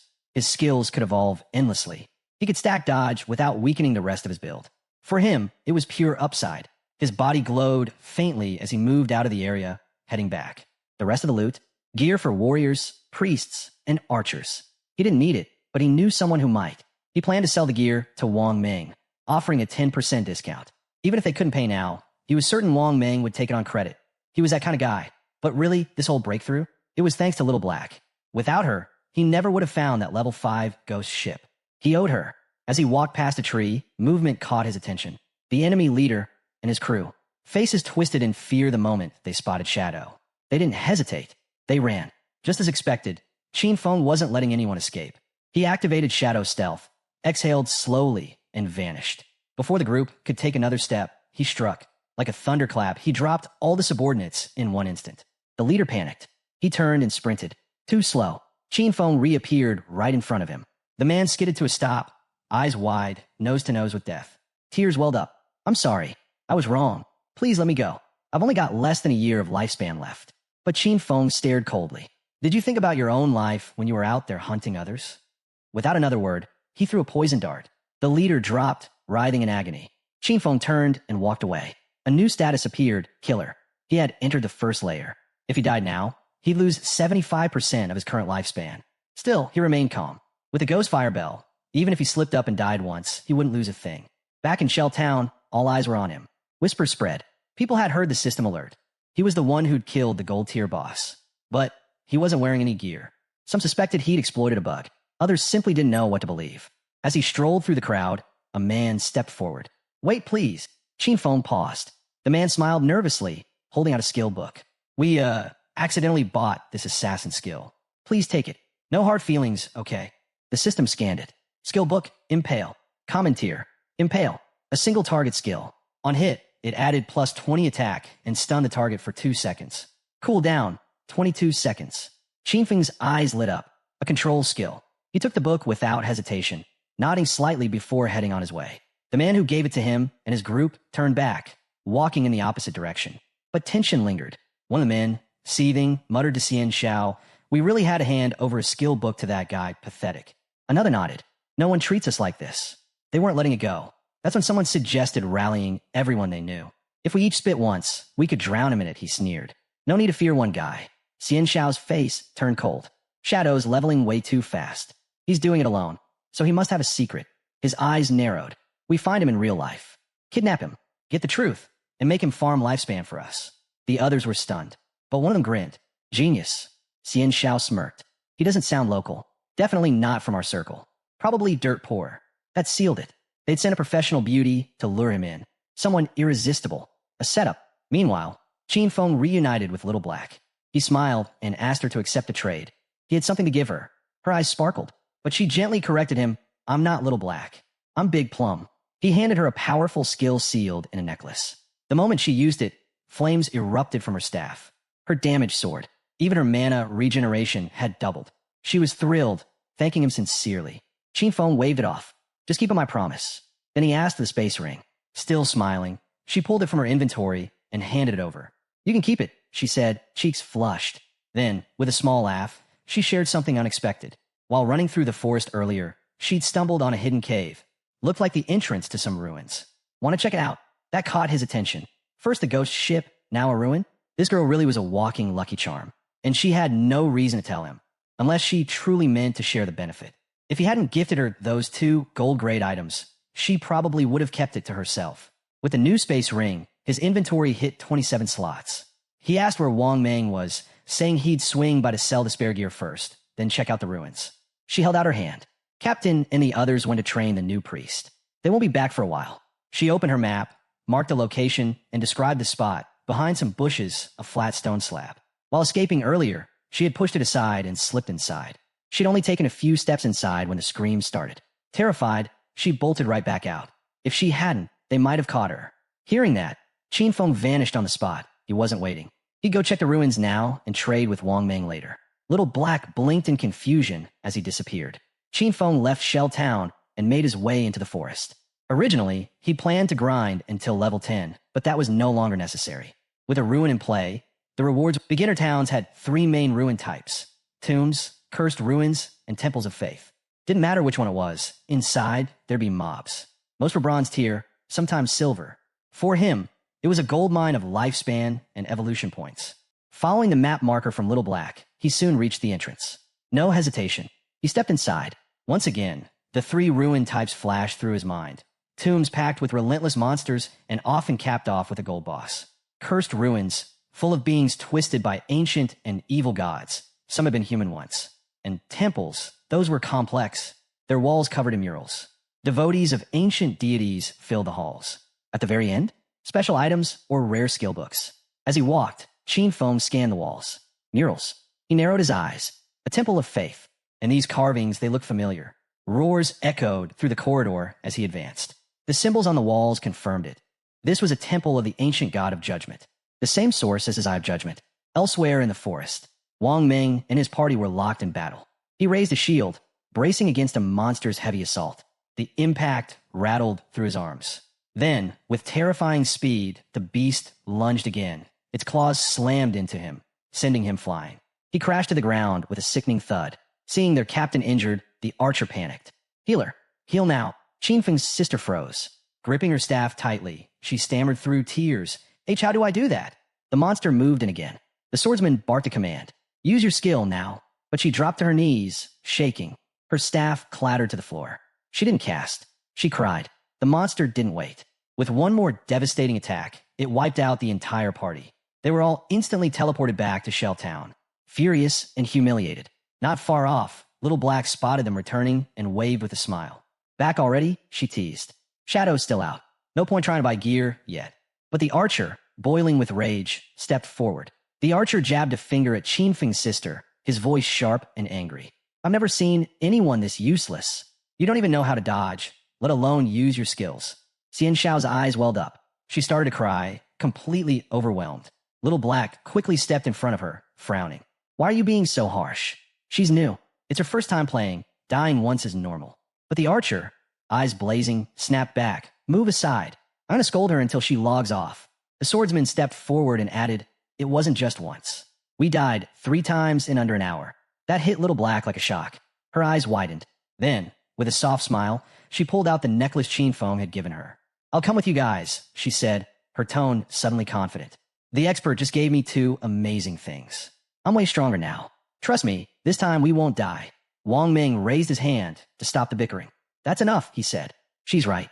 With her on the team, this could work. And who knows, maybe we'll get the chance to meet Shadow again. Xian Xiao stood quietly in the back, her face unreadable. Deep down, she was furious. These guys couldn't handle a basic fight, and now they're blaming her? Still, she forced a smile, bowed her head slightly, and muttered an apology. I'll try harder, but inside she was burning. If it weren't for their ties to Shadow, she wouldn't waste another second with any of them. Meanwhile, inside the temple, Qin Feng stepped into a large chamber, and something strange caught his eye. 2 monsters were kneeling before him. A system prompt appeared. Devout followers of the judged, level 10, silver tier. His eyes narrowed. Suspicion flickered across his face. No hesitation.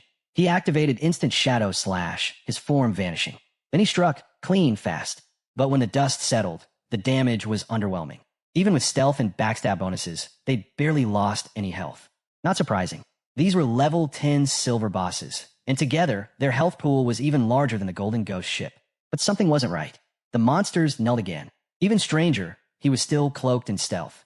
They shouldn't have been able to see him. Could it be the Eye of Judgment? He wondered. Are they sensing it? Is that why they haven't attacked me? Curious, he asked aloud. Do you know the way? Can you guide me? The monsters lifted their heads and roared. Whatever sanity had been there was gone.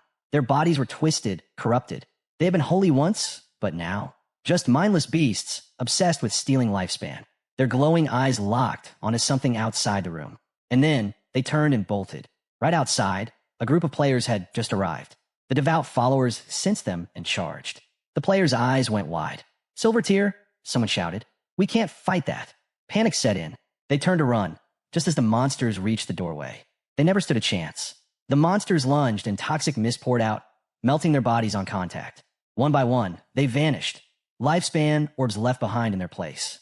It was the team from earlier, the girl who'd bought Ice Spike from him. Grey Rose. Qinfeng hadn't expected them to stumble across the ruin too. But judging by their gear, none of them were remotely prepared to go deeper. He deactivated Shadow Stealth and stepped forward to collect the lifespan. As he approached, the monsters knelt before him again. He raised an eyebrow. These poor guys had dropped over 100 days of tradable lifespan. Guess they were richer than I thought. With that handled, Qinfeng returned to the inner chamber and began to investigate. Minutes passed. He searched every corner. No traps, no hidden chests, no clues.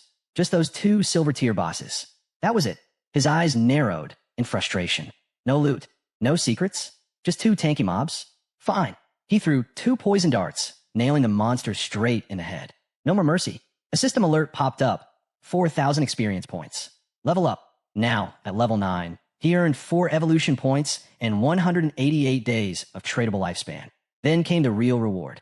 He activated Greedy Hand. The bodies of the monsters evaporated, and his haul exploded. 32 evolution points. 1,504 days of tradable lifespan.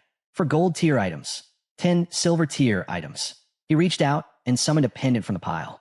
A grin spread across his face. It was gold tier and tailored for assassins. Pendant of the Faithful. Plus 15 agility. Plus 20% cooldown on all skills. Its unique effect? Summon a silver tier devout follower to fight for you. Cooldown. 600 seconds. Qinfeng clenched his fist. This is it. The cooldown reduction alone was a massive buff. His stealth cooldown dropped from 22 seconds to 19. Poison darts? Down to 3.75 seconds. Instant shadow slash now refreshed in just 8 seconds. Grinding just became way more efficient. And since the rest of his gear was locked behind level 8 requirements, no one else could use it anyway. He'd keep the rest for now, and maybe sell later. Just as he turned to leave, the ground trembled beneath him. He stopped and looked back. A small stone pillar was rising from the floor. His eyes lit up, so the mechanism activates after all the monsters are defeated. He examined the pillar. It was a hidden trigger, cleverly disguised. The mechanism word. A platform extended beneath his feet. A panel on the floor slid open, and slowly, the platform began to descend. It was a lift. He stood still as the stone floor lowered him deeper and deeper. The light above faded. The platform sank for what felt like minutes. Finally, it stopped. Qinfeng guessed he had dropped at least 300, maybe 400 meters. It was dark, quiet, cold. His gaze swept the area. He knew this place. He had heard of it before. A maze hidden beneath the temple. Not many players knew, but there was always a chance for a secret labyrinth to spawn under ruins. And in his past life, he'd explored plenty. He also knew exactly what came next. Traps, and lots of them. Exploring the maze wasn't all that risky. As long as there were others to serve as cannon fodder, the danger was minimal. The real issue was the time it took. With steady eyes, he pulled out a pendant. Given his current stats, triggering a trap meant certain death. But thankfully, he had a trump card. This pendant could summon a silver tier devout follower to fight in his place. Stretching out his hand, he activated the pendant's power. A zombie emerged from the ground, ready to serve. Pointing down the maze corridor, he gave a single order, scout ahead. The follower rose and shuffled into the hallway. Arms crossed, Qinfeng watched with satisfaction. Having a scout made navigating the place so much easier. Still, he wasn't careless. There was always the chance of something going wrong. Just to be safe, he decided to upgrade his dodge skill first. Spending 11 evolution points, he boosted Ghost Shadow Blur from Gold Tier to Epic. His passive dodge rate skyrocketed from 15% to 75%. And now, whenever the dodge triggered, it made him immune to all damage. 75% was already an insane number. With just enough points left, he turned his attention to instant shadow slash. Using 13 evolution points, he upgraded it from diamond to epic. The skill's range stretched out to 30 meters, and it now lasted 12 seconds. Instead of 7 slashes, he could now unleash 9, with a cooldown of just 8.8 seconds. The slash width expanded to 5 meters, and damage climbed from 300 to 400. Qinfeng's eyes lit up. Evolving from epic to legendary took 10 times the base evolution points. That's where things got interesting. The higher a skill's starting tier, the more cost-effective it was to evolve. For instance, if a skill began at epic tier, evolving it to legendary only required 1 base point. So 1 times 10 is equal to 10 points. That meant if he could get epic skills right from the start, he could push them to legendary, then mythical, ancient, even immortal tier with far fewer points overall. But starting from lower tier skills, that was a different story. A skill that began at normal tier had to be upgraded multiple times just to hit epic. By the time it reached the legendary stage, it would demand hundreds of points. Still, the takeaway was clear. He could now afford to make sure all his skills hit epic tier. With 11 evolution points left, he focused on his starter skill, Shadow Sneak. Spending 8 points, he upgraded it from silver to platinum. Its duration stretched from 16 seconds to 24, and the stealth-breaking attack damage jumped from 120 to 150. The cooldown dropped from 26 seconds to 22, thanks to his 35% cooldown reduction attribute. The final cooldown came down to 16.3 seconds. Even so, that was still a bit long, and the damage felt underwhelming. He made a mental note. This skill would need to be replaced later. As they moved deeper into the hallway, the devout follower continued to lead the way. The devout follower stepped on a hidden pressure plate, triggering a trap. A massive boulder came crashing down, crushing its body. In an instant, it vanished into light. With the summon gone, Qinfeng had no choice but to wait for the cooldown before calling another one. This maze was treacherous, and the only way forward was slowly, step by cautious step. He could only hope it'd be worth it in the end. Meanwhile, on the temple's upper level, a man with a shield and a hooded woman peeked through a door. He turned to his captain, Grey Rose, and reported that the monsters had all vanished. Grey Rose raised an eyebrow. That was unexpected. They entered the room. That's when Grey Rose noticed something else was gone too. The monsters' lifespans had disappeared. Someone had killed them and taken their life energy. But who? The man guessed it could only be one person, Shadow. Only someone at his level could defeat 2 silver tier bosses. Grey Rose nodded. He had a point. At least they wouldn't have to die again. Then she paused, hand on her chin, deep in thought. She remembered. On the way here, they'd seen someone who looked like he was talking to the monsters. Was it Shadow? Did he have a skill that let him control bosses? If that were true, then his power was beyond terrifying. Back on the second floor, Qinfeng's newly summoned follower met the same fate, crushed by another trap. Ahead of him stretched a long path ending at a door. He'd been navigating this maze for 3 hours now, judging by his past life memories. Reaching this point usually cost hundreds of lives. That meant he was close. Using the pendant again, he summoned another devout follower. It moved forward cautiously, with Qinfeng close behind. Once they reached the door, he commanded the follower to open it. The monster tried, pushing with all its strength. But nothing happened. Its body started trembling from the strain. Qinfeng narrowed his eyes, suspicious. Why couldn't it open? He stepped forward and placed his hand on the door. As soon as he touched it, the door began to creak open, slowly but surely. Qinfeng stood frozen, stunned by the sudden reaction. Then came the wave, followed by a thick curtain of smoke rolling out from the other side. Sweat beaded on his forehead. This didn't feel right. He stepped through the doorway and into a chamber lined with pillars. In the center stood a chest wrapped tightly in thorn-covered vines. Qinfeng scanned the room. The chest was clearly locked, but beside it stood an NPC, her lower face covered in bandages. The system tried to scan her. Nothing. Qinfeng's eyes widened. No data at all? This was a first. The woman started whispering in some unknown language. Then, without warning, she dropped to her knees. Her body glowed and slowly began to dissolve into light. Qinfeng watched closely, puzzled. Why did she vanish? Then the thorns around the chest began to fade away. But even with the thorns gone, he didn't lower his guard. That woman, he couldn't see her stats, couldn't identify her. And that made her even more dangerous. She had to be connected to the Eye of Judgment. That was the only explanation. The chest began to glow with a golden light. Qinfeng's eyes narrowed. It was packed with epic tier loot. But he didn't let excitement cloud his judgment. This could still be a trap, or worse, a mimic. Without hesitation, he pointed to the chest and ordered his summon to open it. The follower obeyed. As the chest creaked open, a brilliant light burst out, nearly blinding. Qinfeng's eyes widened. It was a skill book. And not just any book, but a god-tier assassin skill. It held both passive and active abilities and belonged to the epic tier. The name? Bestowal of Mercy. The passive effect was insane. 100% accuracy when targeting weak points and double damage to them. The active skill was even more outrageous, Slit Throat. His next strike would apply a debuff that dealt damage equal to 100% of that attack per second, for 3 whole seconds. It had a 60-second cooldown, but thanks to his skill cooldown reduction, it dropped to 44.4 seconds. Qin Feng examined it closely.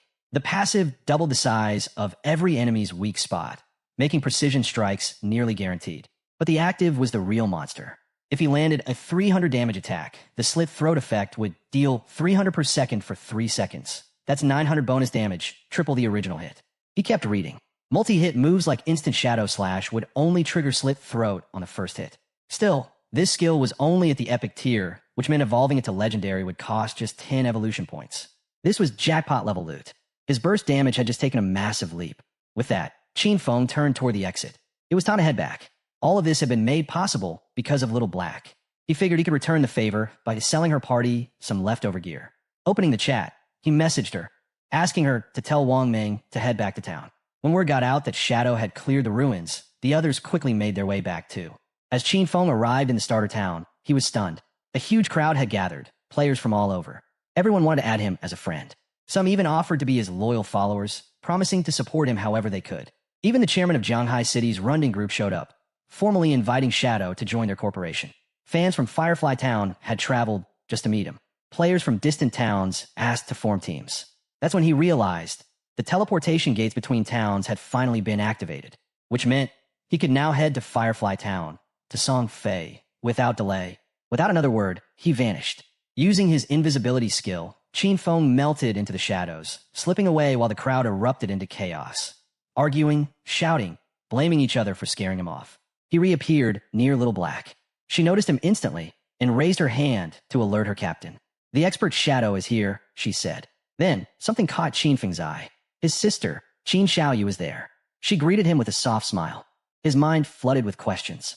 How had she managed to join Wang Ming's crew?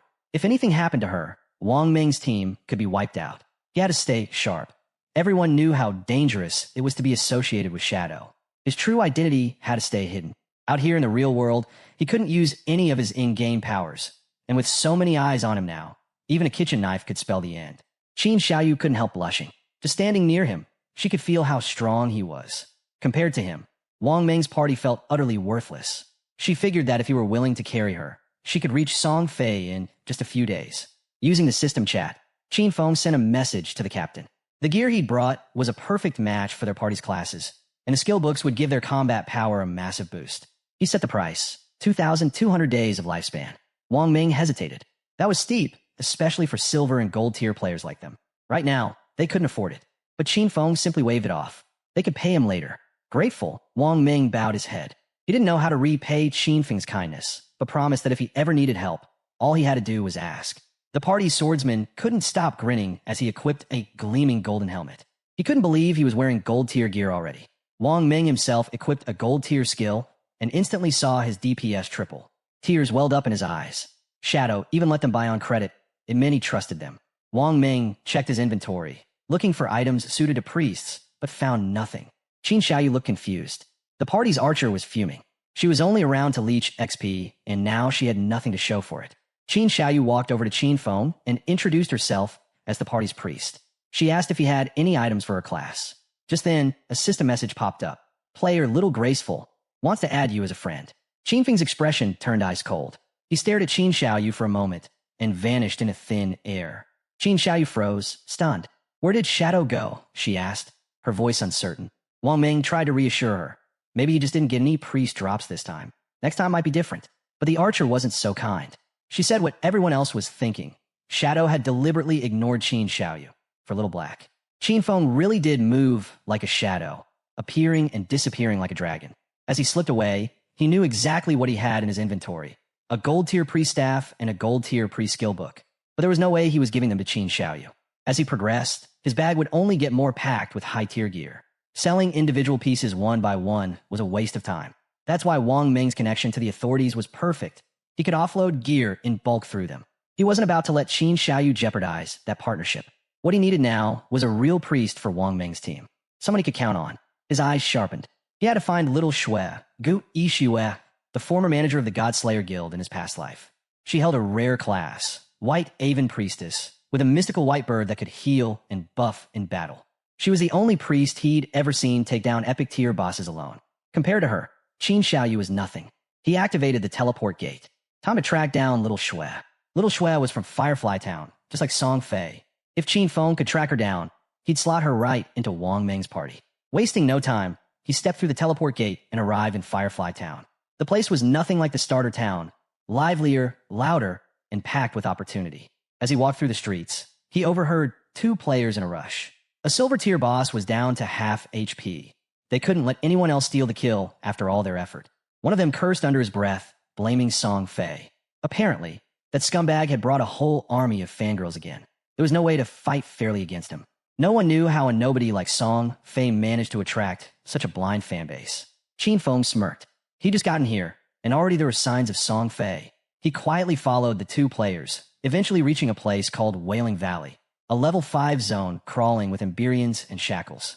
Not far in, the sounds of battle echoed through the trees. Peeking over a ridge, he saw a mob of players in a chaotic skirmish. They were all going after a massive, twin-headed monster cloaked in flames. Qin Feng recognized it instantly, a silver tier boss. But the scene wasn't just about the boss. Players were turning on each other, clashing mid-fight. Then he saw him, Song Fay, in the middle of a formation, surrounded by players, standing smug as ever. 2 enraged players confronted him, weapons drawn. One of them had been ambushed by Song Fay before, had his lifespan stolen. He now swore to kill him with his own hands. The second player, a shield user, mocked him.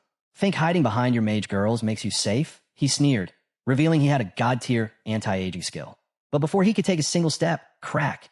One of Song Fay's fangirls caved his head in with a magic staff. Qin Feng watched it unfold, unfazed. He remembered all too well Song Fay, titled the heaven-defying mage god in his past life, had started off with the mage class. Back then, he tricked dozens of adoring fans into picking the same class, just to strip them of their gear and skills, hoarding it all to boost himself. Of course, an all-mage team wasn't viable, but his fanatics found workarounds. Some dumped points into intelligence to become glass cannons. Others chose agility to serve as disruptors. A few went for health, turning themselves into makeshift tanks. And some even picked strength, swinging staffs like blunt weapons as battle mages. Early in the game, this bizarre setup made Song Fay's team a force of chaos, leeching lifespan from anyone and everyone with little resistance. But Qin Feng remembered how it all ended.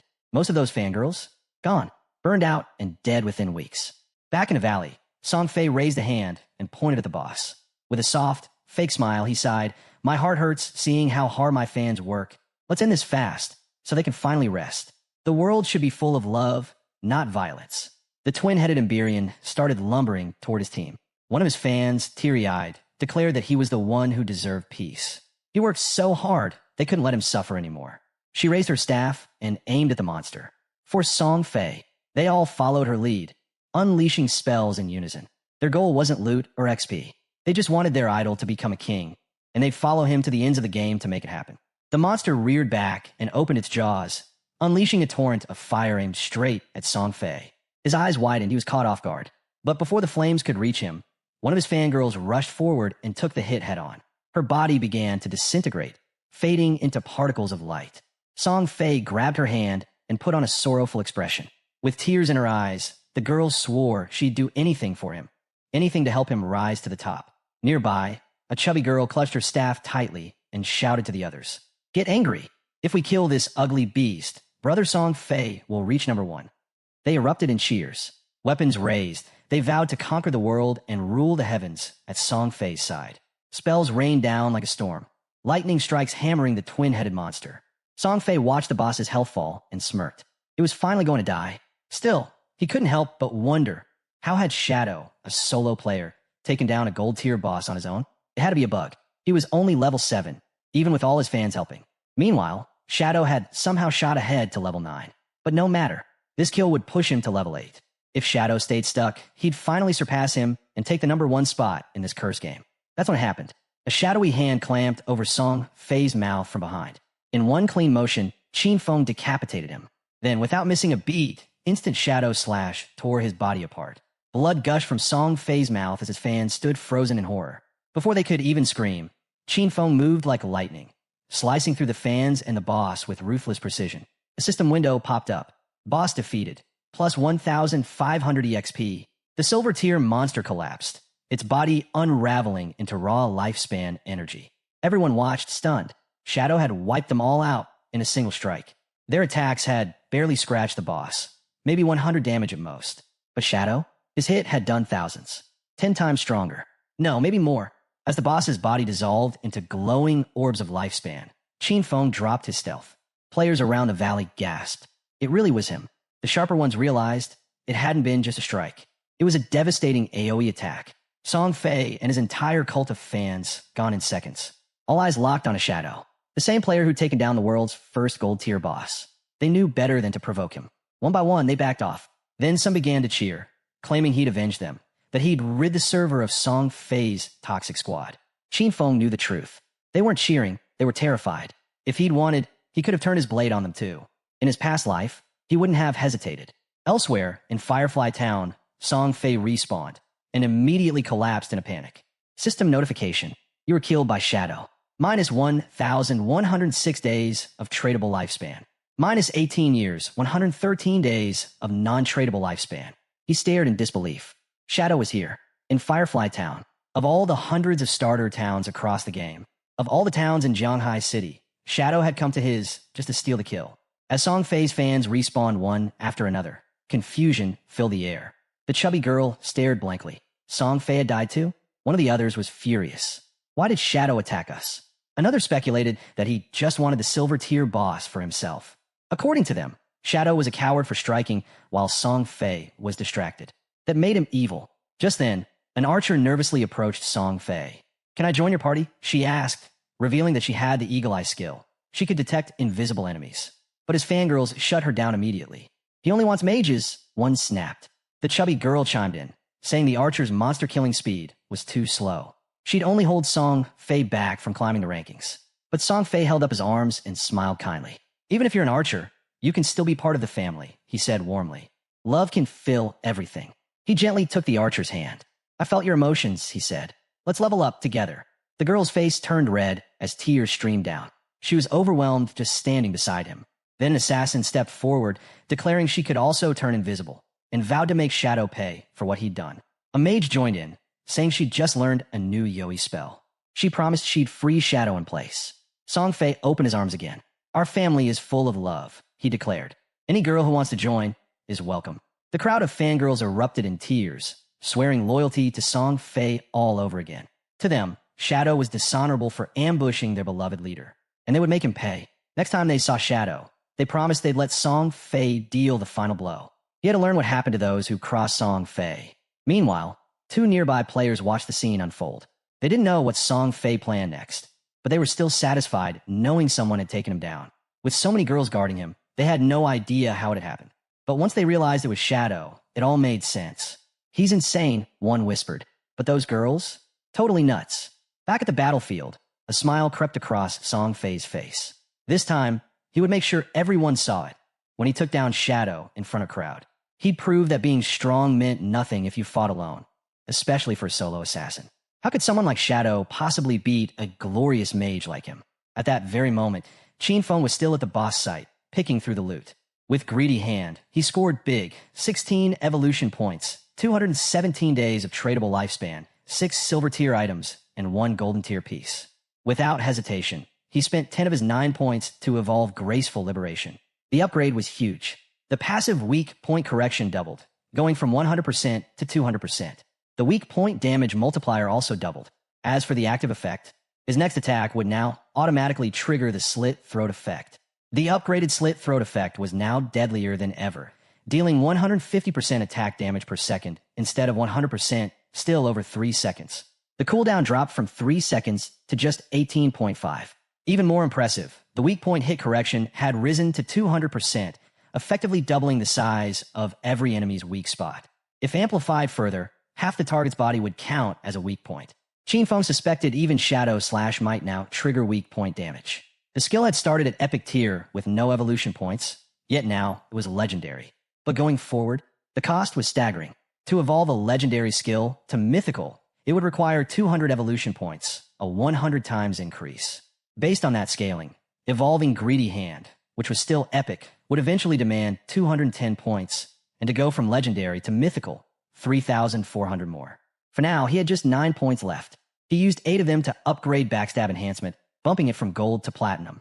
The passive damage boost rose from 30% to 40%.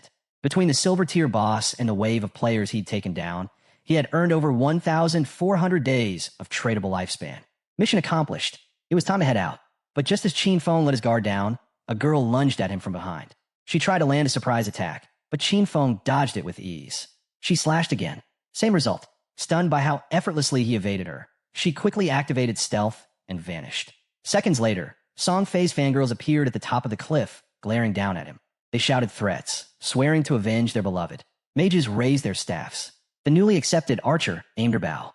Without hesitation, Qin Feng disappeared into shadow. But the archer wasn't done. She activated Eagle Eye, her special skill that could pierce through stealth. Her arrow morphed into a ghostly eagle, soaring through the sky, until it burst into a shower of glowing feathers. The feathers rained down across the battlefield like shimmering snow. They touched someone cloaked in stealth, the assassin from Song Fay's party. Her body flickered into view as her stealth was forcefully broken. The chubby fangirl clenched her fist, thinking they had successfully flushed out Qin Feng. Hit her with everything you've got, she ordered. With no hesitation, the entire group unleashed their strongest spells in a massive wave of destruction. The assassin's eyes widened in terror. Wait, I'm not, she shouted. But it was too late. A devastating explosion erupted as the spells hit, obliterating her on the spot. No one mourned. The chubby girl just scowled. She wasn't even a mage. She didn't truly love Song Fay, she muttered. This was divine punishment for her betrayal. She turned back to the archer. Launch Eagle Eye again. Find him. The archer nodded and prepared to act. But before she could loose the arrow, Qin Feng struck. He pulled out the ghost fire bell and rang it. The moment it rang, the active effect, Soul Attack, triggered. A pulse swept out across 100 meters, and every enemy within range froze in place. Immobilized for 3 seconds. It cooled down? A brutal 521 seconds. But those 3 seconds? More than enough for Qin Feng to make his move. Just as the archer prepared to use Eagle Eye again, a strange aura wrapped around her and everyone near her. Their bodies froze. Confused, none of them could even blink before Qin Feng emerged from the shadows. Instant slash. He struck like lightning, cutting through every one of them. Their bodies were sliced to pieces before they even had time to scream. Behind a nearby corner, Song Fay cautiously peeked out, eyes narrowing. He didn't understand what had just happened. Everyone was dead, but how? His first thought was Shadow. But no, if Shadow had attacked, he would have revealed himself. Right? Wrong. Qin Feng was already standing behind him, still invisible. His gaze sharp, his voice cold. You're next. Song Fay froze. The second he heard that voice, his whole body trembled. Panic spread across his face. With shaking hands, he activated his magic shield, summoning a glowing barrier around himself. But Qin Feng didn't even blink. He pulled out a poison dart and launched it. The dart passed through the shield like it was made of paper, shattering it instantly and hitting Song Fay square in the forehead. Song Fay screamed. His body began to disintegrate, breaking apart into glowing orbs of lifespan. Qin Feng dropped stealth and stepped into view. As the last of Song Fay's body vanished, Qin Feng realized something shocking. He'd been carrying over 2,000 days of tradable lifespan. But his fangirls? Nothing. Not a single drop of tradable lifespan among them. It clicked. They'd given it all to him. So much time, hundreds of years worth of lifespan, sacrificed to feed a fraud. All of it now just floating through the air, ready to be absorbed by nearby monsters. Qin Feng shook his head. To some, this was still just a game. But these obsessive fans, they were something else. Back in Firefly Town, Song Fay and his squad respawned again. But this time, Song Fay was furious. His lifespan had dropped to 500 days from over 2,000. He glared at the archer. Why couldn't you find him with Eagle Eye? She nervously explained she had used it, but it only revealed their party's assassin, her sister. The chubby girl chimed in, saying the archer's detection level wasn't high enough. The archer confirmed it. Her Eagle Eye only countered stealth level 1. If the enemy's stealth was higher, she couldn't see them at all. Song Fay clenched his fists. Shadow kept attacking from nowhere and vanishing without a trace. How was he supposed to fight back? Touching his face, he muttered, I haven't even done anything to him. But then another thought hit him. Maybe Shadow's just jealous of my flawless beauty. He shivered. What if Shadow came for him again? His fangirls, weapons raised, quickly made a decision. For everyone's safety, it was time to level up somewhere else. Wherever Song Fay went, they would follow. No matter what. Not long after, Feng returned to Firefly Town. He looked around for a while, but something fell off. Song Fay and his fans were gone. He couldn't tell if they had changed towns or if it just logged out. Deactivating stealth, Feng stepped into the open. Feng spotted a player nearby and approached, asking if he'd seen where Song Fay and his fan club had gone. The man flinched the moment he realized who he was talking to. Nervously, he pointed to a path off to the side. They went that way, he whispered. Then, dropping his voice even lower, he begged, please, kill Song Fay. Then came an odd request. If you do, could you spare my girlfriend? She's a hunter, goes by the name A Feibao Kitty. Feng raised an eyebrow. You should probably find a new girlfriend. The man's face went pale. He quickly realized his girlfriend was the one who could detect stealth. Before he could say another word, Feng vanished into the air.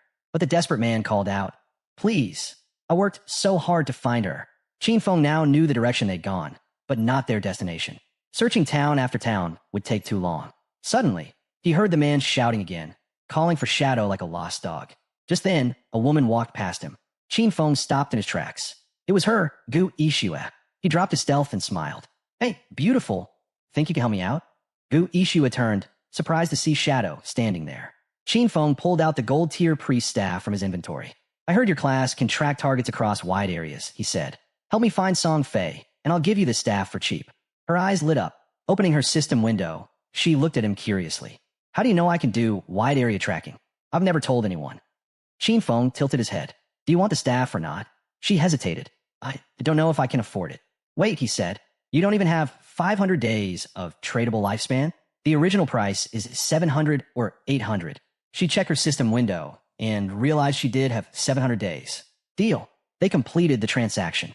A confirmation popped up, and she clutched the golden staff with both hands, nearly drooling. Feng chuckled and gently tapped her cheek. Focus. Let's not lose time.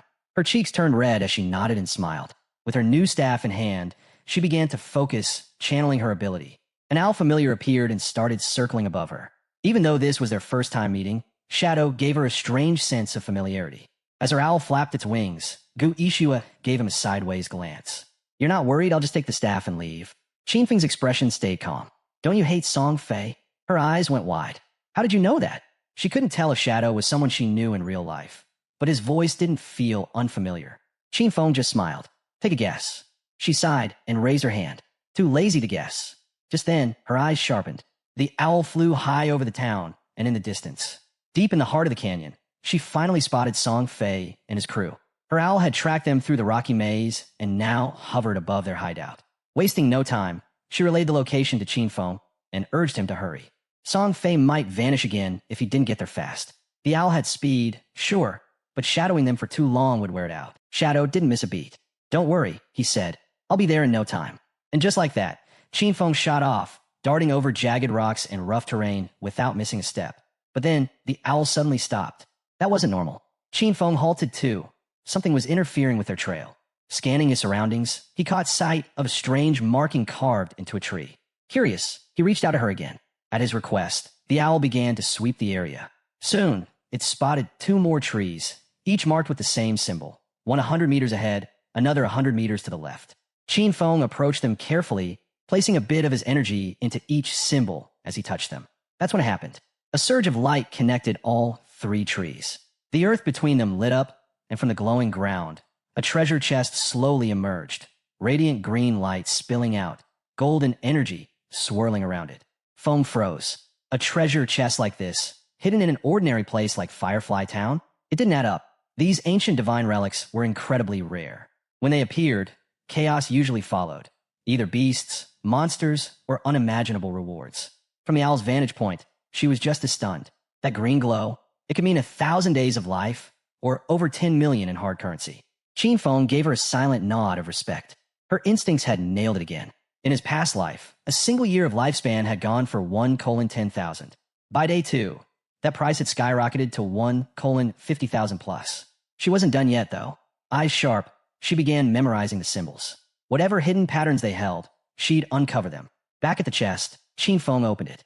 Inside was a skill book, pitch black, with a dark aura leaking out from it. The title, Curse of the Blossoms. A high-tier, emerald-level ability. With it, cursed flowers would bloom from fallen enemies, making their tradable lifespan drop instantly to 0. No cooldown, but it had to be used within 15 seconds of the kill. Feng remembered this spell. In his past life, it had been deadly. Every enemy he dropped could be turned into pure profit. If he took out Song Fay and held his ground for a moment after, he wouldn't just win, he'd strip him of everything. A cold grin crept across his face. This time, Song Fay wouldn't get away. Not just defeated, but drained dry. As Qin Feng charged toward his prey, the scene shifted. Somewhere else in the canyon, Song Fei's fan club was deep in battle, hammering away at a boss. While they fought hard, Song Fay hung back, saving his energy to steal the final strike. He was smug, convinced Qin Feng wouldn't chase them this far. After all, he'd already been humiliated twice, once in front of a silver rank boss. That should have been enough. But Song Fay was wrong. Just as the boss began to falter, the heavier girl in the group noticed something. Another squad closing in on the fight. Nearby, a second boss had appeared, but Song Fay, ever slick, spun the situation to his advantage. He told his fans the other group fighting the boss were followers of a rival idol, out to ruin his image. That was all it took. His fans' expressions twisted with fury. No one was going to one-up their precious Song Fay. Without hesitation, they rushed the other group. The newcomers, thinking help had arrived, welcomed them, only to be blindsided. Before anyone could greet them, the heavy-set girl from Song Fay's side brought her staff crashing down, knocking out their team leader in a single strike. The rest of the squad froze, confused, but Song Fay's crew didn't stop. They attacked, shouting nonsense about idols, destiny, and betrayal. One of the stunned victims tried to ask what was going on, but a spell silenced him instantly. Then things got weird. Song Fay's fans began chanting bizarre poems, praising him like he was some kind of divine being. And once the enemy team was wiped out, they stood aside, proudly making way for their golden idol to claim the final blow on the boss. Song Fay, never dropping the act, stepped forward with a fake smile. He praised his fans, calling them heroes, making up stories about a near ambush. He piled on the compliments, and the fangirls just blushed and giggled, eating it up like candy. It was all a performance, and they were loving it. But the show was about to end. Just as Song Fay raised his weapon for the finishing hit, a shadow appeared at the canyon's edge. A chill ran down his spine. Something was off. He turned. Too late. Fang's blade sliced through the air like judgment itself, and in one fluid strike, Song Fay's head was gone.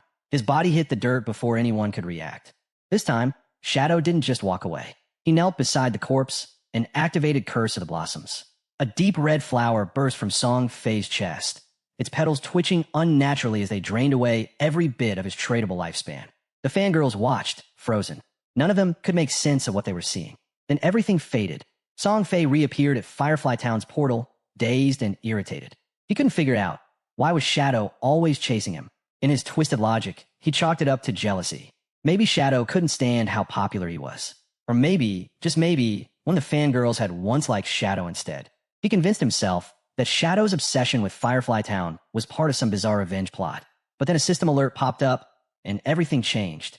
His tradable lifespan was plummeting. Fast. At first, he thought it was a penalty for dying too much. But he didn't have time to dwell on it.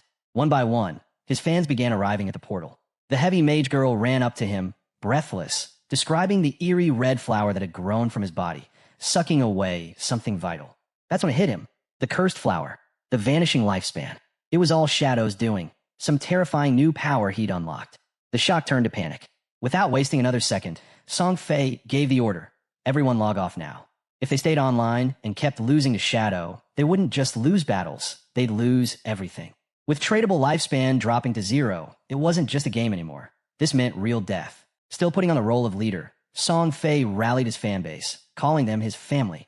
He promised he'd step into the real world to recover their lost time and come back stronger, armed with powerful new gear, bought using the lifespan they'd stashed away.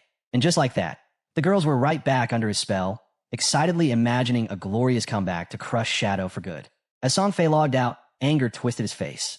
He wasn't ready to accept defeat. Not after grinding for 2.5 years to reach the top. In his eyes, no random player was going to take him down, not when money could solve everything. All he needed was time. Back at the battlefield, the red flowers told the story, each one sprouting from a fallen player, quietly draining away their tradable lifespan.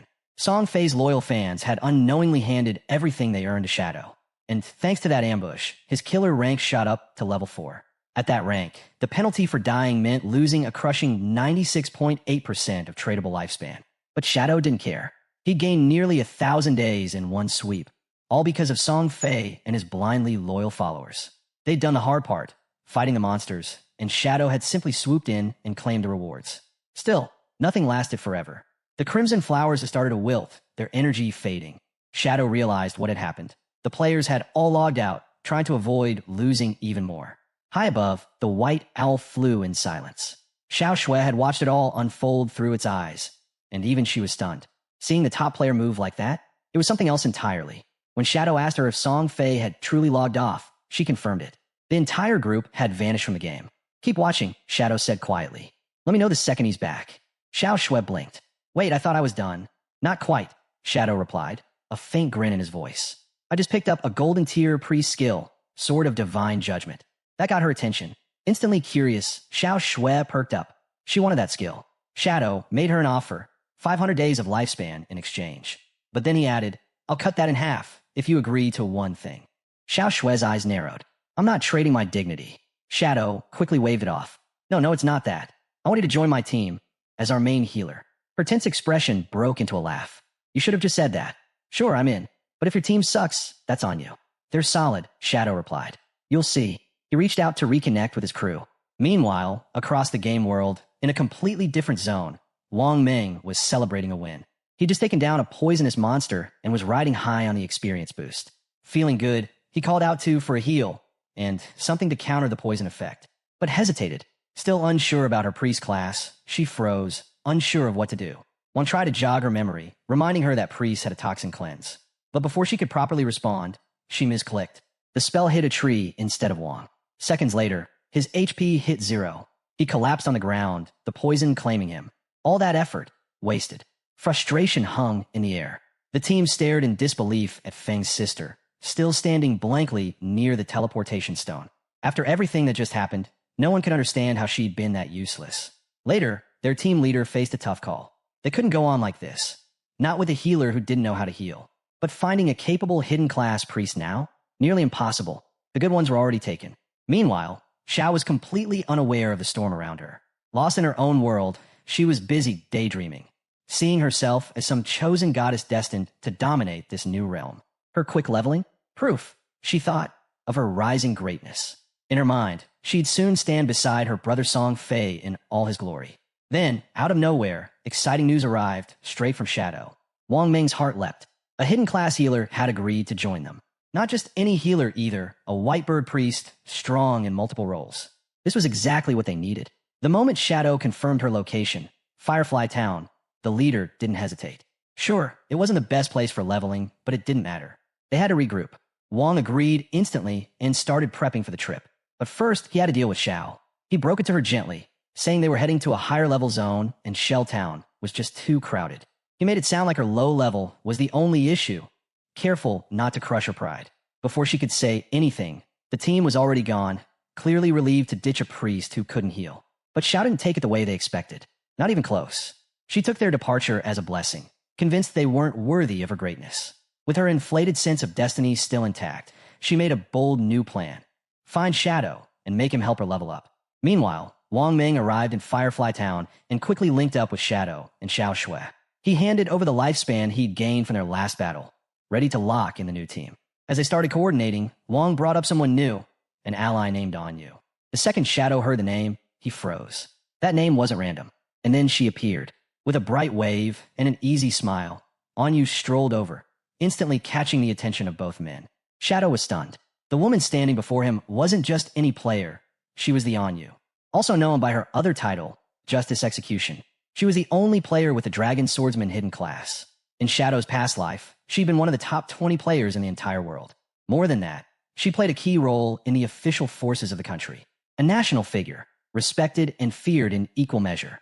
And here she was, arriving early, radiant, and looking directly at him with clear admiration. Xiao Shui introduced herself with a warm smile, even joking that Shadow might be a time traveler or a reincarnated champion. No one rose in power this fast without a secret. Shadow said nothing. His mind drifted to darker memories of the time when their paths had crossed under much different and much more dire circumstances. Back then, she hadn't been part of Wang's team. That made her appearance now all the more shocking. She likely already had a large amount of tradable lifespan stockpiled, probably from her work with government factions.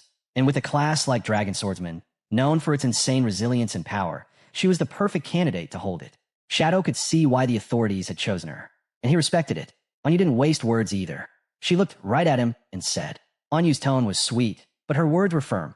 She asked if Shadow had any gear to sell. Her group was interested in buying. With a light smile, she reminded him of the weight she carried. Responsibility for an entire city. Shadow saw no reason to turn her down. Opposing her now would do more harm than good, and both of them knew it. He agreed without hesitation, pointing out it would be foolish to pass up such a mutually beneficial deal. Despite her cheerful, unthreatening demeanor, Qin Feng knew better. There was much more to Anyu than what she showed on the surface. Meanwhile, Song Fay's fans had logged off, and reality came crashing down. An official system announcement had dropped like a bomb. Lifespan in the game was real, and if it hit 0, it meant actual death. They were stunned. The archer was the first to explode. She had donated every last day of her tradable lifespan to Song Fay. Others were barely hanging on, with just a few days left. The assassin, who'd taken out multiple players, was horrified. Each kill had earned her assassin stats, but dying one more time would now cost her double the lifespan. No one could believe how punishing 3 deaths could be. Lifespan gone just like that. The chubby girl, still trying to process it, began scrolling through her messages. Her face turned pale with sweat as she did the math. As a tank mage, she'd always been on the front lines, charging in a battle, racking up kills and deaths. Now, she only had 1 day of lifespan left. If that number dropped to 0, it would be the end, permanent death, even outside the game. Then, a message caught her eye. Brother Song Fay was buying lifespan. Her eyes lit up. Of course he would help her. Quickly, she changed clothes, even considering wearing her full Brother Song Fay support outfit, from head to toe. She was convinced this was her big break. She even thought about his latest product release, the Song Fay Ultra Thin Anti-Side Leak. Wrapped in merchandise, buzzing with hope, she rushed out the door, off to find Song Fay. Her destination, the concert hall. Not far from there, in another part of the city, Qin Feng's sister had also logged out. But now, even in the real world, she wasn't sure what was real anymore. She checked her phone and smiled. Lifespan was now selling for 15,000 per day. With the 200 days she still had, she could become a millionaire overnight. But her smile vanished. News hit her like a punch. Shadow had killed Song Fay. Not once, but 3 times. She broke down. Tears of rage and sorrow streamed down her face. She remembered the warnings. If your lifespan hit 0 in the game, you'd really die. Even with over 100 years of non-tradable life remaining, those 3 deaths had drained her to just 12 years. Then her thoughts circled back to Song Fay. Why had Shadow gone after him? She dove into the group chats, desperate for answers. The rumors were true. Despite being surrounded by dozens of players, Shadow had taken Song Fay out 3 times. To her, Shadow wasn't just strong. He was terrifying. Back in the chat, the chubby girl sprang into action. She sent out a desperate call. Brother Song Fay needs help. She begged anyone nearby in Jianghai City to meet her and sell their tradable lifespan. She even dropped his location, the Jian Plaza, and she added one more thing to seal the deal. The current exchange rate, 1 lifespan day equals 10,000. To her, it was the perfect opportunity. She couldn't believe it. The Jian Plaza was just around the corner, and Brother Song Fay was there. Qin Feng's sister quickly got dressed, her mind racing. She couldn't just sit back and watch his lifespan vanish. Thanks to Shadow and everything that had happened, she'd managed to save up over 200 days of tradable lifespan. Just enough to help. Without wasting a second, she rushed out. She was going to save Brother Song Fay. Meanwhile, in the game, Shadow moved like a storm through the wilderness, cutting down monsters with ease. Then came the ding. A system window popped up. Level 10 reached. His attributes increased by 2, and he received 5 free attribute points. But that was just the start. As the first player to hit level 10 in the Jianghai City area, he earned 7 reputation points. First in the Great Xia Kingdom, another 14, and globally, the first player worldwide to reach level 10, a bonus of 21 reputation points. One more system message followed. The teleportation gate to the continent of forgotten gods would unlock once 7 players reached level 10 in the Jianghai City area. At that moment, every town across the server received the same system announcement. Shadow had hit level 10. Players everywhere were floored. As expected, it was him again. First to slay a gold tier monster. Now the first in the world to hit level 10. Shadow's dominance was on full display. Some players vented in chat, jealous and stunned. Seriously? He's from Xia? How the hell is he moving this fast? Others compared progress in frustration. My Hidden Smith class is still stuck at level 8, and still no one knew if, out of 1.5 billion players across Tanganu, anyone could catch up to him.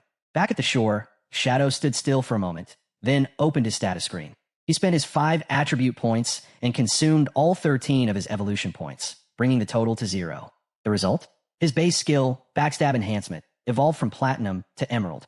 Its passive bonus increased from 40% to 50%. A massive jump. Even so, his tradable lifespan, just over 7,000 days, felt like it wasn't enough. He knew that to activate the teleportation gate out of Starter Town, 7 players needed to hit level 10. And right now, the next closest were only level 7. It would take time. With that, he decided to log out and handle something in the real world. His body vanished into the sand, and seconds later, his eyes opened in the real world. A system prompt appeared. Do you want to consume tradable lifespan to transfer your skills to reality? Without hesitation, Sheen Foam accepted. The system asked which skill he wanted to extract. He didn't pick a single move. He chose his entire class.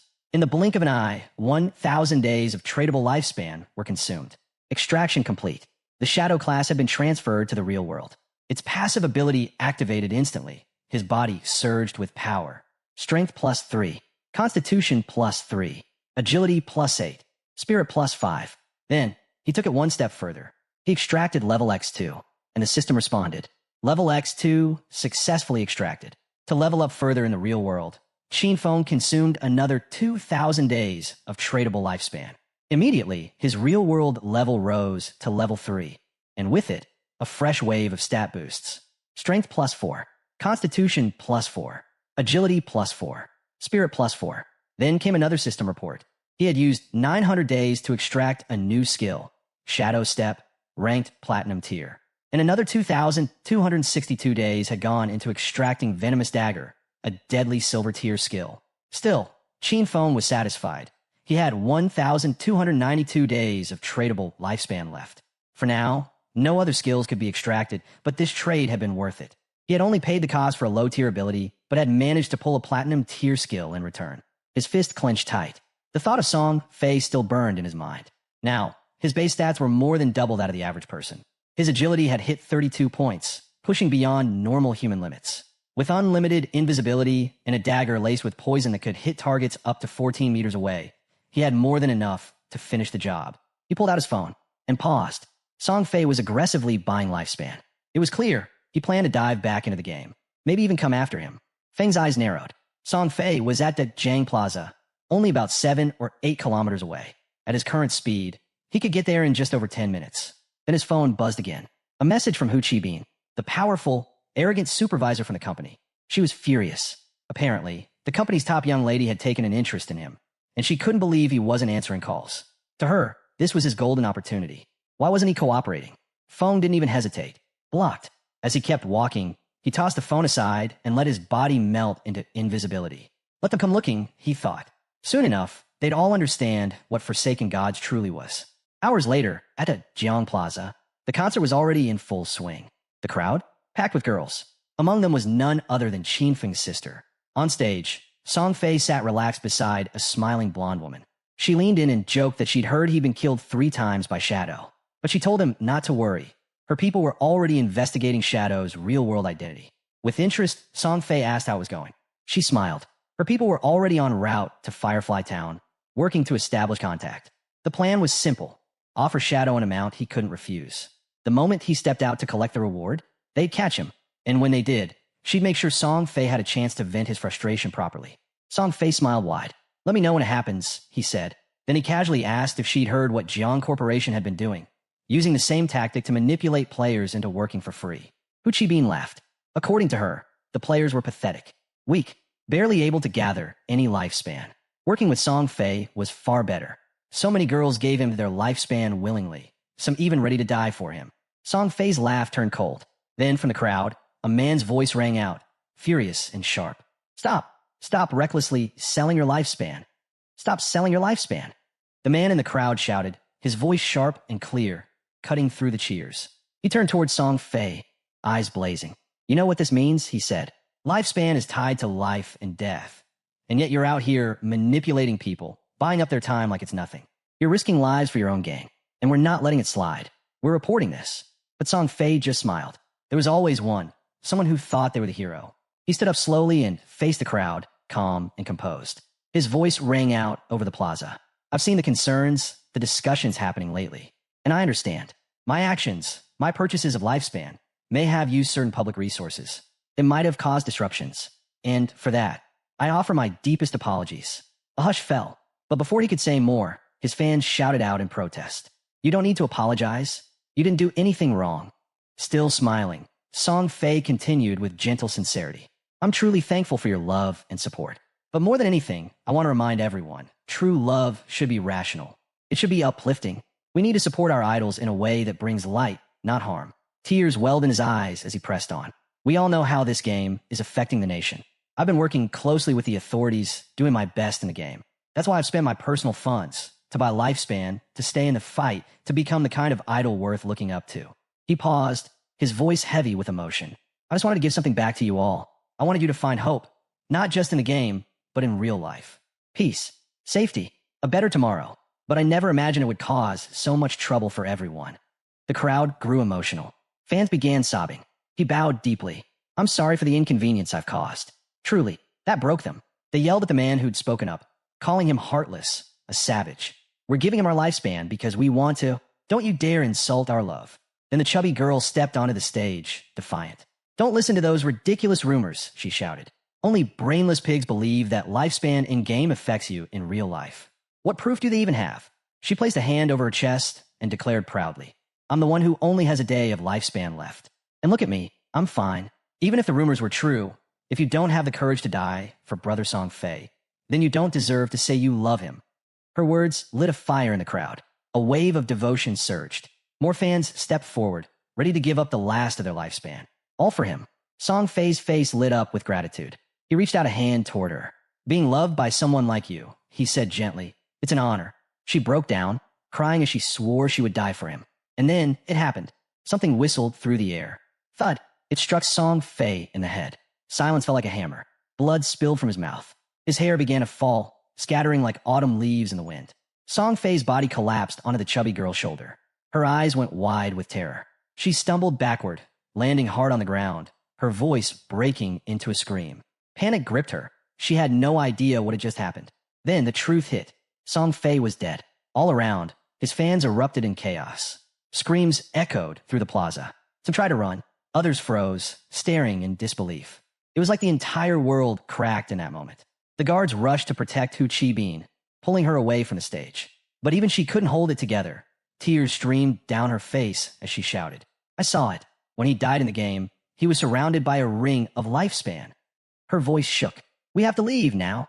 Whoever did this wasn't normal. The realization dawned, slow and horrifying. The person who killed Song Fay had used a game skill.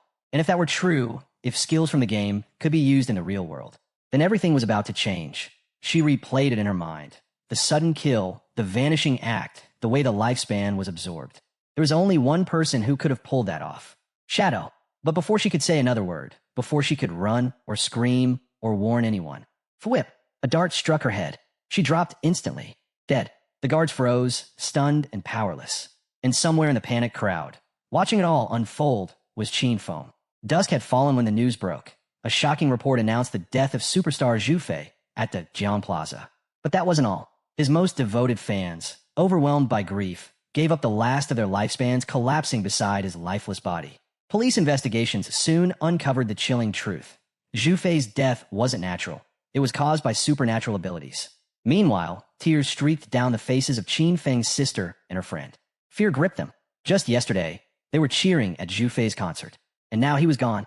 Her friend, sharp and observant, pieced it together quickly. The throwing knives, the invisibility. These weren't coincidences. These were skills from that curse game. Could have been Shadow. She had heard the rumors. Shadow had killed Zhu Fei 3 times in-game. Could the same have happened in the real world? Zayu couldn't wrap her head around it. Game abilities appearing in reality? Impossible, or so she thought. Still, she kept replaying it in her mind. The way Shadow had killed him in the game. And now this? The signs matched. Throwing knives. Stealth. Assassin techniques. It could only be him. Her brother killed by Shadow. In that moment, something inside her broke. If Shadow had figured out how to bring game skills into the real world, then so would she. She would get close to him, no matter what it took. From that moment on, she had only one goal, to grow stronger. Strong enough to take him down. The taxi came to a halt. As they stepped out, her friend looked at her, concerned. You okay? Zaya didn't answer. Her eyes burned with fury. All she wanted was revenge, to make Shadow pay for Zhu Fei's death. While all this unfolded, our boy, he was casually slurping noodles in a small restaurant.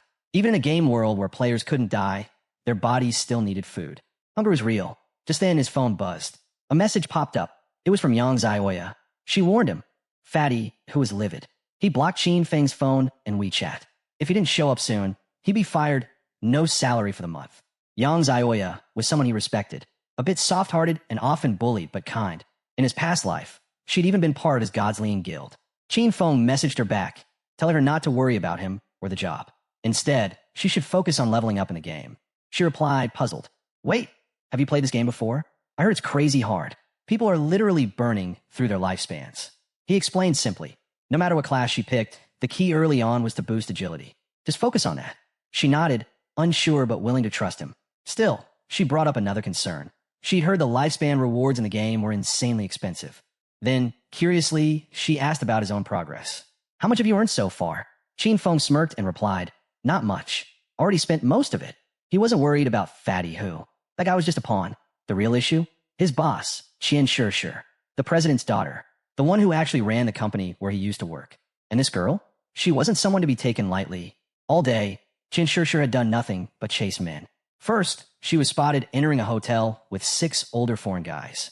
Then, she was seen cruising in a flashy sports car with 3 African men, just for the thrill. And now, she was suddenly taking an interest in him. Qian Shishir was obsessed with anything foreign. After the game launched, she ditched Asia and headed to North America. There, she founded one of the top 3 guilds in the region, Alice's Wonderland. In his past life, she had stood directly against Daxia, constantly making things difficult for the Godslean Guild. She was a problem then, and she'd be an even bigger one now if he let her go. If he didn't stop her before she left the country, things could spiral. Once she made it back to North America, she'd be nearly untouchable. But if she were to die now, Alice's Wonderland might never exist. Rumor had it that all the core founders of Alice's guild were tied to Qian Shishir in one way or another. Without her, that connection would fall apart. His phone buzzed again. It was a call from Zayu. She sounded surprised he was even answering. Wasn't he supposed to be dead in the game? But now that she knew he was still alive, she told him straight. She had enough money to buy a house. He didn't need to worry about her anymore. He decided to keep playing along. Anything else you want to say? Her reply was cold. Don't contact me again. I won't look for you either. And don't even think about finding out where I live. With that, she cut him off completely. He ended the call, smiling. Honestly, he felt relieved. Time to head back and grind some more. It wouldn't be long before someone hit level 10. And when that happened, the truth about transferring game skills into reality would explode. From then on, peace would be a thing of the past. Elsewhere, Zayu and her friend logged into the game again. Her friend hesitated. Wasn't that a little harsh? Cutting your brother off like that? Maybe try making peace. But Zayu didn't waver. She revealed the truth. She had sold her lifespan to the CN Group for a full 2 million. Her friend stared at her, stunned. Zayu added that she'd bought a house, and they would live together from now on. She also mentioned that she'd soon be meeting Shadow. When that time came, Qin Feng would be completely irrelevant. Right then, a player passed by and caught her attention. With a grin, he handed her a book, the assassin skill book she'd been after. He reminded her of the promise she'd made. She smiled sweetly and nodded. Once everything's done, I'll grant your little wishes. But in her mind, she scoffed. Idiot. The moment she met Shadow, she wouldn't even spare a glance at trash like him. Still, he had his uses. She contacted Wang Ming and told him she had a control-type assassin skill book. If Shadow wanted it, she was willing to hand it over. A sly grin spread across her face. Flatterers like Zhang Wei might be pathetic, but even they could come in handy, especially when they had something this good in their hands. She believed this skill book would be the red thread that tied her to Shadow. Her plan was simple. Stay close to him. Quiet. Supportive. She'd be the one to heal his wounds. Fight by his side. Help him rise in level and power.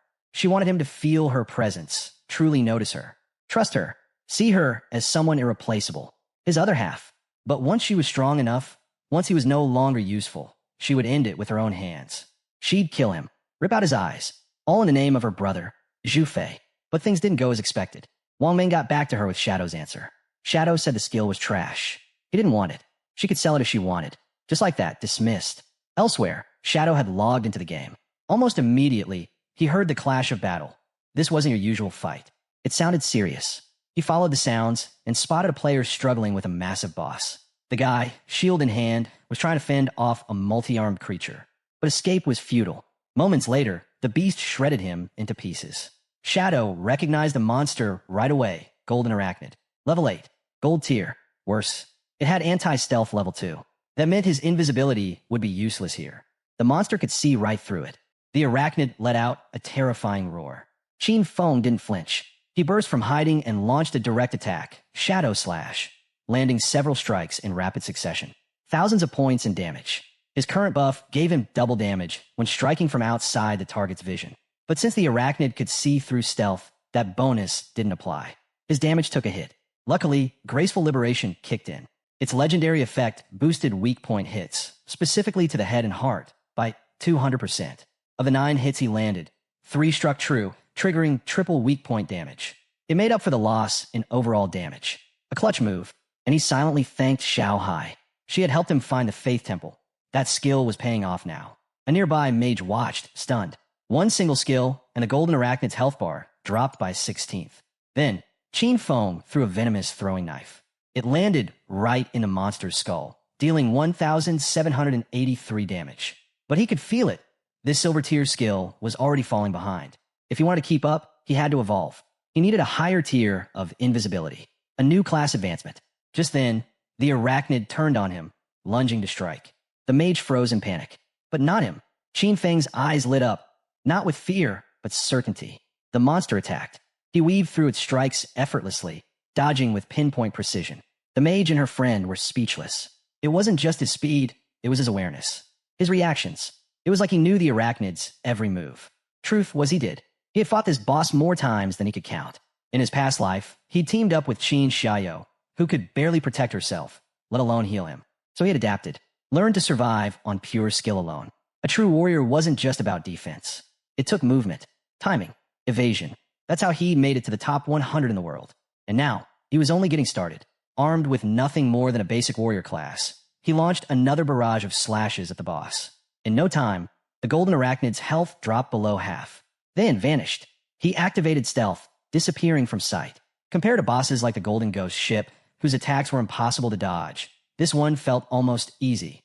The mage watching nearby was stunned, especially when the boss turned to flee. But Qin Feng wasn't about to let it get away. He dashed forward, drew his dagger, and slit the creature's throat clean. A system notification flashed in front of him. Level 8 gold tier boss defeated. Plus 6,400 EXP. Plus 7 evolution points. Plus 497 days of tradable lifespan. Then, he activated Greedy Fong, stacking an additional 21 evolution points and another 497 days of lifespan. Nearly 2,000 days of tradable time and 28 evolution points in total from a single fight. But the surprises weren't over. A second window popped up. He had earned a skill book, Blacklight Shield, an assassin-exclusive ability. Its active effect? For 8 seconds, it converted all dodge rate into a damage reduction shield.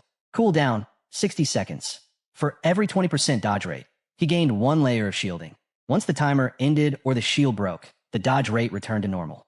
He was stunned. A skill like this was a game changer. Paired with Phantom Blur, his epic tier skill that granted 75% dodge, Blacklight Shield could stack 3 full layers of damage reduction. With this, he could take on powerful bosses without even getting scratched. Without hesitation, he spent 6 evolution points to upgrade the skill. Platinum, epic tier. The results were immediate. Duration extended to 14 seconds, up from 8. Conversion rate improved. Now every 10% dodge added a shield layer. His new total? 7 layers of damage reduction. That alone gave him the power to explore high-level zones well before anyone else. Still holding 22 evolution points, he turned to his venomous throwing knife. It needed more bite. He poured in 16 points, and the silver tier weapon evolved into emerald tier. Upgrades included max range, 17 meters. Damage over time, no longer reliant on weak points. Continuous effect, 5 seconds, non-stackable. On-hit damage, 120%, 240% of attack. Poison damage, 50%, 80% of attack per second. The result? Its damage had more than doubled. With only a 5-second cooldown, it was now just as deadly as Shadow Slash, if not more so. And the upgrades didn't stop there. He equipped 2 new assassin-class gear pieces. Agile Ring, Platinum tier, plus 20 agility, plus 20% movement speed, plus 20% attack speed, plus 20% cooldown speed. Requires level 8. Heavy red leather gloves, gold tier, plus 18 physical defense, plus 15 all elemental resistances. plus 12 constitution, plus 588 HP. Requires level 6. With both equipped, his cooldown speed skyrocketed to 55%. What used to take time now came almost instantly. Shadow Slash used to have a 12-second cooldown. Now, just 7.7 seconds. On top of that, his stats had jumped. Plus 51 constitution, plus 106 physical defense, plus 1,517 HP. He could now take 3 full hits from the golden arachnid without dying. Add Blacklight Shield to that. His survivability had soared. The mage and a few others came over, still in awe. They praised him for taking down the boss like it was nothing. No one could believe he'd done it solo. Then, the mage asked if he had any gear or skills for mages she was interested in buying. He told her he did. A gold-tier skill book for mages, Frostball Bounce, a powerful area attack. It launched ice balls that could bounce up to 10 times. One-time use price? 800 days of tradable lifespan. She hesitated. Isn't that steep? I saw someone sell a level 5 gold skill for just 400 days earlier. But he looked her dead in the eye. This is level 7. Over 40% more damage than level 5. 800 days isn't expensive. It's fair. She didn't argue further. Deal made. The system confirmed the trade. As the transaction completed, he activated stealth again. Right now, there was no early game boss that could even threaten him. Time to move. He returned to town and posted a message, looking to gather intel on the locations of silver and gold tier bosses. The more bosses he hunted, the faster he could level up. Then, a message from Wang Meng. Zayu, the priestess from your old squad. Want to send you a skill book. That caught his attention. A skill book from Zayu? And it was bronze tier? He was curious, but cautious. Everyone was already whispering that he was the one who killed Zhu Fei. And now she suddenly wanted to send him a skill? Was she trying to get close to him? Spy on him? Or maybe take revenge? He didn't trust it. He told Wang Meng to reject it. Tell her the skill's trash. I don't need it. She can sell it for cash. Then he turned to Wang Meng again. Come meet me in town. I've got something to sell you. And bring some lifespan. Wang Meng gave him a serious look. But instead of agreeing, he asked a direct question. Qin Feng raised an eyebrow. Are you asking if I killed someone? Then he admitted it. Yeah, I did it. For him, Wang Meng was a friend. So he was honest. During the time of Zhu Fei's death, Shadow had been disconnected from the game. But the motive? The timing? It all lined up. If Wang Meng was asking this now, it meant the authorities were already closing in. They had pieced most of it together. Qin Feng looked him in the eye and asked, Are you trying to arrest me? He knew the truth. Within the next 2 hours, more players would hit level 10. Once that happened, the ability to bring game powers into the real world wouldn't be a secret anymore. He was ready. It would be the perfect moment to see exactly how the Daxia government would respond. Shadow returned to Firefly Town, the familiar streets casting a strange, soothing calm over him. Waiting for him were Wang Meng and the rest of the crew. But the air was thick, still tainted by his recent clash with Song Fay. You didn't dance around it. She locked eyes with him and asked flatly, So, are you saying you killed Song Fay? Shadow gave a short smile, sharp, knowing, layered with meaning only he understood. Then he nodded. No hesitation. He owned it. You're the prime suspect now. Anyu said, her tone more observational than accusatory. She knew. They all did. The truth about Song Fay and Jiangli wasn't hidden anymore. Everyone in that circle understood what those two were really about. Twisting the system for their own gain, corrupt to the core. The Jang Industries, the force behind all, had long turned players into pawns. Slavery masked as work. Death dressed as duty. Survival meant doing what had to be done. Shadow remembered his past life. Back then, he followed the rules. Play nice. Trusted the system. It got him nowhere. But now, this time he acted first. Song Fay, Jiangli, gone before they could make their move. How this would shift the game's balance was anyone's guess. Fate was a tangled web, and he just ripped out a key thread. Rebirth gave him another shot. The question now was, could he rewrite the outcome? But bigger questions could wait. He had gear, platinum tier. Weapons, armor, skill books. Stuff he didn't need anymore. The Shanghai City officials, though, they'd kill for it. Always hungry for power. Always short on supply. With a few taps in the system window, Shadow started unloading it all. Premium loot for top dollar. The team stared, stunned. Their eyes widened as each item appeared. Wait, did you take down a platinum-grade boss? Someone asked, practically gasping. Shadow gave a small shrug, smiling like it was no big deal. No global alert, so I guess I got lucky. Xiaoyu can back me up, he added casually. The mage nodded. She'd seen the emerald tier chest, watched the magic pour out of it. Nothing surprised her anymore. Then there was Little Black, trying to keep cool, but clearly agitated as the spotlight shifted to Shadow again. He'd already mocked her earlier by calling her Sue. Now he doubled down. You, he said offhandedly, not even looking at her. Little Black bristled. Call me that again, and you'll regret it.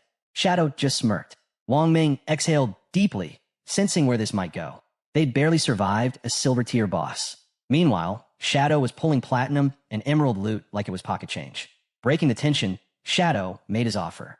Platinum grade Archer skill book, 25,500 days. Berserker weapon, 1,500. Mage skill book, 3,000. For the full gold set, equipment and skill books, 8,000 days, Shadow said smoothly, like he'd done this countless times before. When he finished tallying everything, including the leftover platinum gear, the grand total hit 16,000 days. Wang Ming blinked, trying to process the number. He turned to Waiyu, voice hushed with disbelief. Just pay whatever he's asking. You're not even going to bargain? He asked. Wanyu gave a calm smile. No need. It's a fair price. Then she added, I'll throw in what Xiao and Wang Ming still owe me. And that was it. Deal closed. No hesitation. Trade complete in moments. Shadow was impressed. Now that's the kind of woman I respect, he said. Direct, decisive, just the way I like it. But even as he complimented her, his mind was already racing through numbers. Once a trade reached 10,000 days, the system converted it into years. That meant this deal was roughly 60 years, or 22,000 days, worth of value. At the current exchange rate, that translated to nearly 400 million in cash. Even for the elite authorities of Shanghai City, that was a heavy cost. But the payoff? More than worth it. With these items, they could fast-track their growth, dominate in the game, and build real-world influence. The stronger they became, the less resistance they'd face. They could even gain the upper hand in global power plays. Still, not everything was smooth. And Shadow's contact within the official ranks brought bad news. The Jang Industries had started detaining players.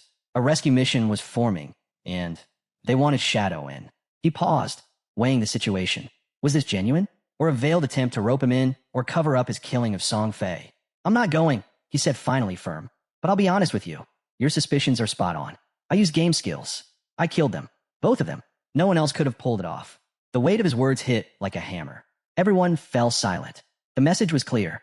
Once players hit level 10, they could use their lifespan to extract skills, bringing them from the game into reality. That's why the Jiang had been hoarding lifespan. Once their agents crossed that threshold, the rescue team wouldn't just face danger. They'd face living weapons. The stakes had just skyrocketed. But, and understood. She always did. Without another word, Shadow faded into darkness. Literally, melding into shadow form and vanishing on the spot. En's expression hardened. She turned to Wang Ming, all business. From now on, we split, she ordered. Our 6-person party is too strong. We're crushing weak monsters too fast. No experience gains. If each of us leads our own squad, we'll level up much faster. Wang Ming nodded. It made sense. Everyone needs to hit level 10, and added. Then take a break. Log off. I'll need you to report intel.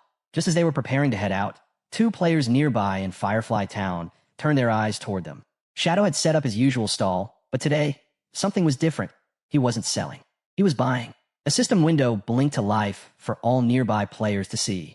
Shadow is purchasing silver boss coordinates, 30 days, gold boss coordinates, 100 days. That caught attention fast. One player, unable to hold back his excitement, strutted over to Shadow. His voice practically buzzed with energy. My lady says if you help her level up, she'll pay you 300 million, plus shares in Dodge Industries. He leaned in, eyes darting around, voice dropping to a whisper. Opportunities like this don't come twice. Nearby players stirred, whispering among themselves. None had heard of any such deal before. What they didn't know was that the lady from Jang Industries was already dead, eliminated by Shadow. In real life, she's gone. One player whispered, stunned. But she was so useful. The man's face darkened, rage simmering behind his forced smile. His mind replayed the betrayal. That woman had tried to trap Shadow, capture him offline, and force him into illegal labor. But Shadow turned the tables, ending it in a single, fatal moment. She never stood a chance. And it wasn't just her. Jiang lied. Her accomplice was dead too. The man remembered all too well. Jiang Lai had offered him 10 million to help power level her. When Shadow declined, the woman spun another web. She promised him 5 million, lured him in, and the moment he showed up to collect, darkness. He woke up shackled in a basement, tortured daily, forced to grind lifespan and lure others into the same trap. She used him, controlled him, and now she was gone. A low laugh escaped him, bitter and hollow. She got what she deserved, he muttered. Died like she lived. Ruthless. He had mocked Shadow before, called him a fool. Now, he was the fool. Shadow's eyes locked on him, sharp and unreadable. But in that instant, he saw everything. This man had helped trap people, played a bigger role in the corruption than he let on. Panic crept into the man's voice. I was forced into it. I didn't have a choice. Shadow didn't even blink. You're trash, he said, his voice cold and final. Let the officers deal with you. He motioned. Seconds later, the city guard stepped in and dragged the man away. Before the moment could settle, 2 other players stepped forward, eager to make their own trades. We've got silver boss coordinates. 30 days each, one of them said, holding out the info. But before the deal could be made, a sudden shift rippled through the crowd. Someone new had entered the city, and all eyes turned. Ace of Spades, K, and Sure, a name that carried weight both in the game and in reality. A known member of the King group, ruthless, dangerous. Whispers spread like wildfire. Stay clear of her. She's killed players before. She drains lifespan. Be careful. Shunny, better known as Ace of Spades, stepped into the game with her crew in tow.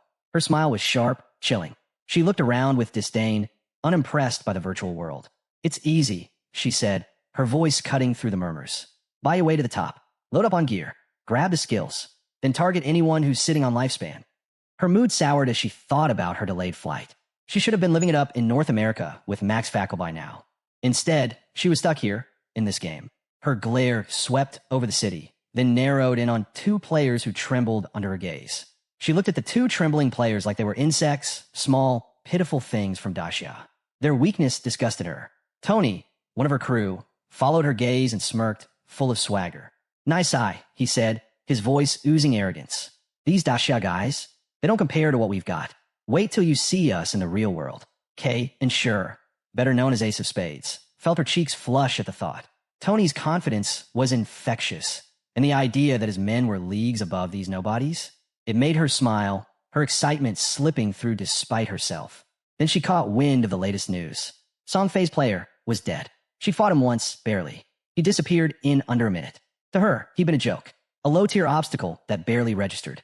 But now, he was dead, and more importantly, Shadow had killed him. A player from Dacia, now sitting at the top of the world rankings. If Shadow could take down someone like Song Fay, then wiping out regular players would be nothing for him. The realization made her grin like she'd just uncovered a hidden gem. Eyes sparkling, she gathered her team. I'm stepping out to make a call, she said casually, though her mind was already racing. Reach out to Shadow. He doesn't care about money, fine, but offer him 3,000 days of lifespan. That'll get his attention. She couldn't help but laugh to herself. She could already hear the rejection in his voice, and honestly, she was looking forward to it, because that rejection meant war. Soon, Shadow would be out of the picture. She would take control, and the world, both in-game and out, would learn her name. Elsewhere, deep in the forest, a player had just downed a monster. Its body dissolved into data, converted straight into tradable lifespan. Xiaoyu, the healer, stepped in to patch him up. The man groaned, half limp. Next time, ease up on the healing, all right? I was 2 steps from meeting my great-grandmother.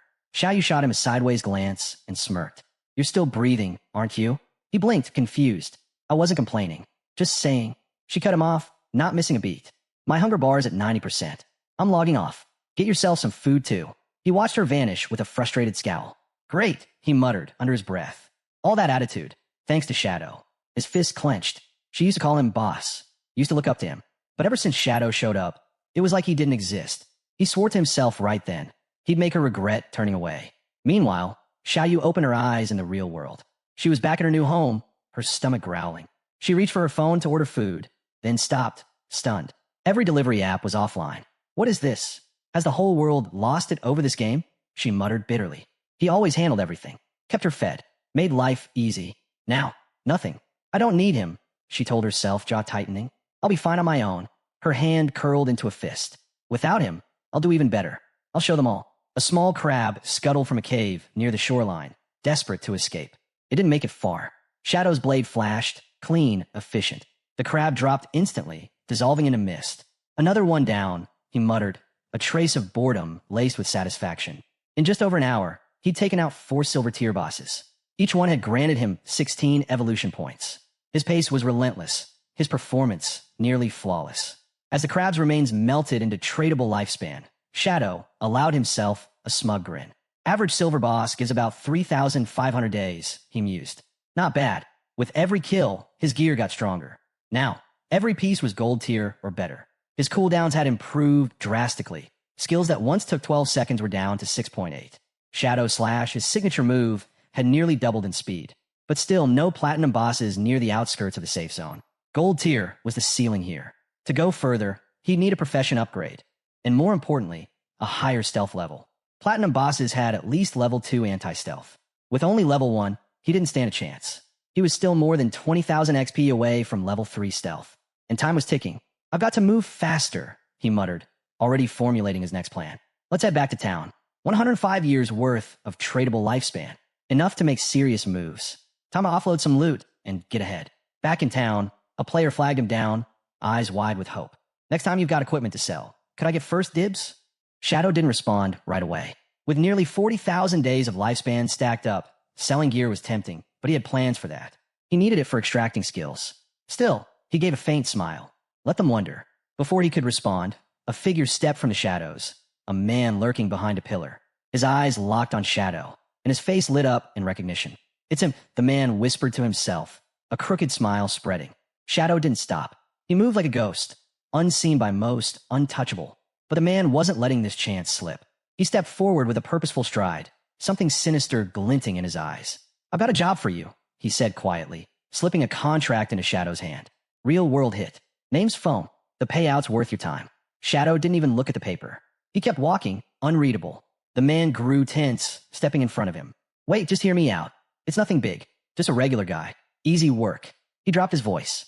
You took out Song Fay, right? This'll be nothing for you. I'll pay well. Don't turn down free money. Shadow's gaze finally snapped to him. Cold. Cutting. Did I provoke you? His voice was low and lethal. Do you want to die right here? The question wasn't a bluff. It was a warning. The man paled, but forced a grin. No one's dying. Yet. Just think about it. Then he dangled the bait. 3,000 tradable days. That's the reward.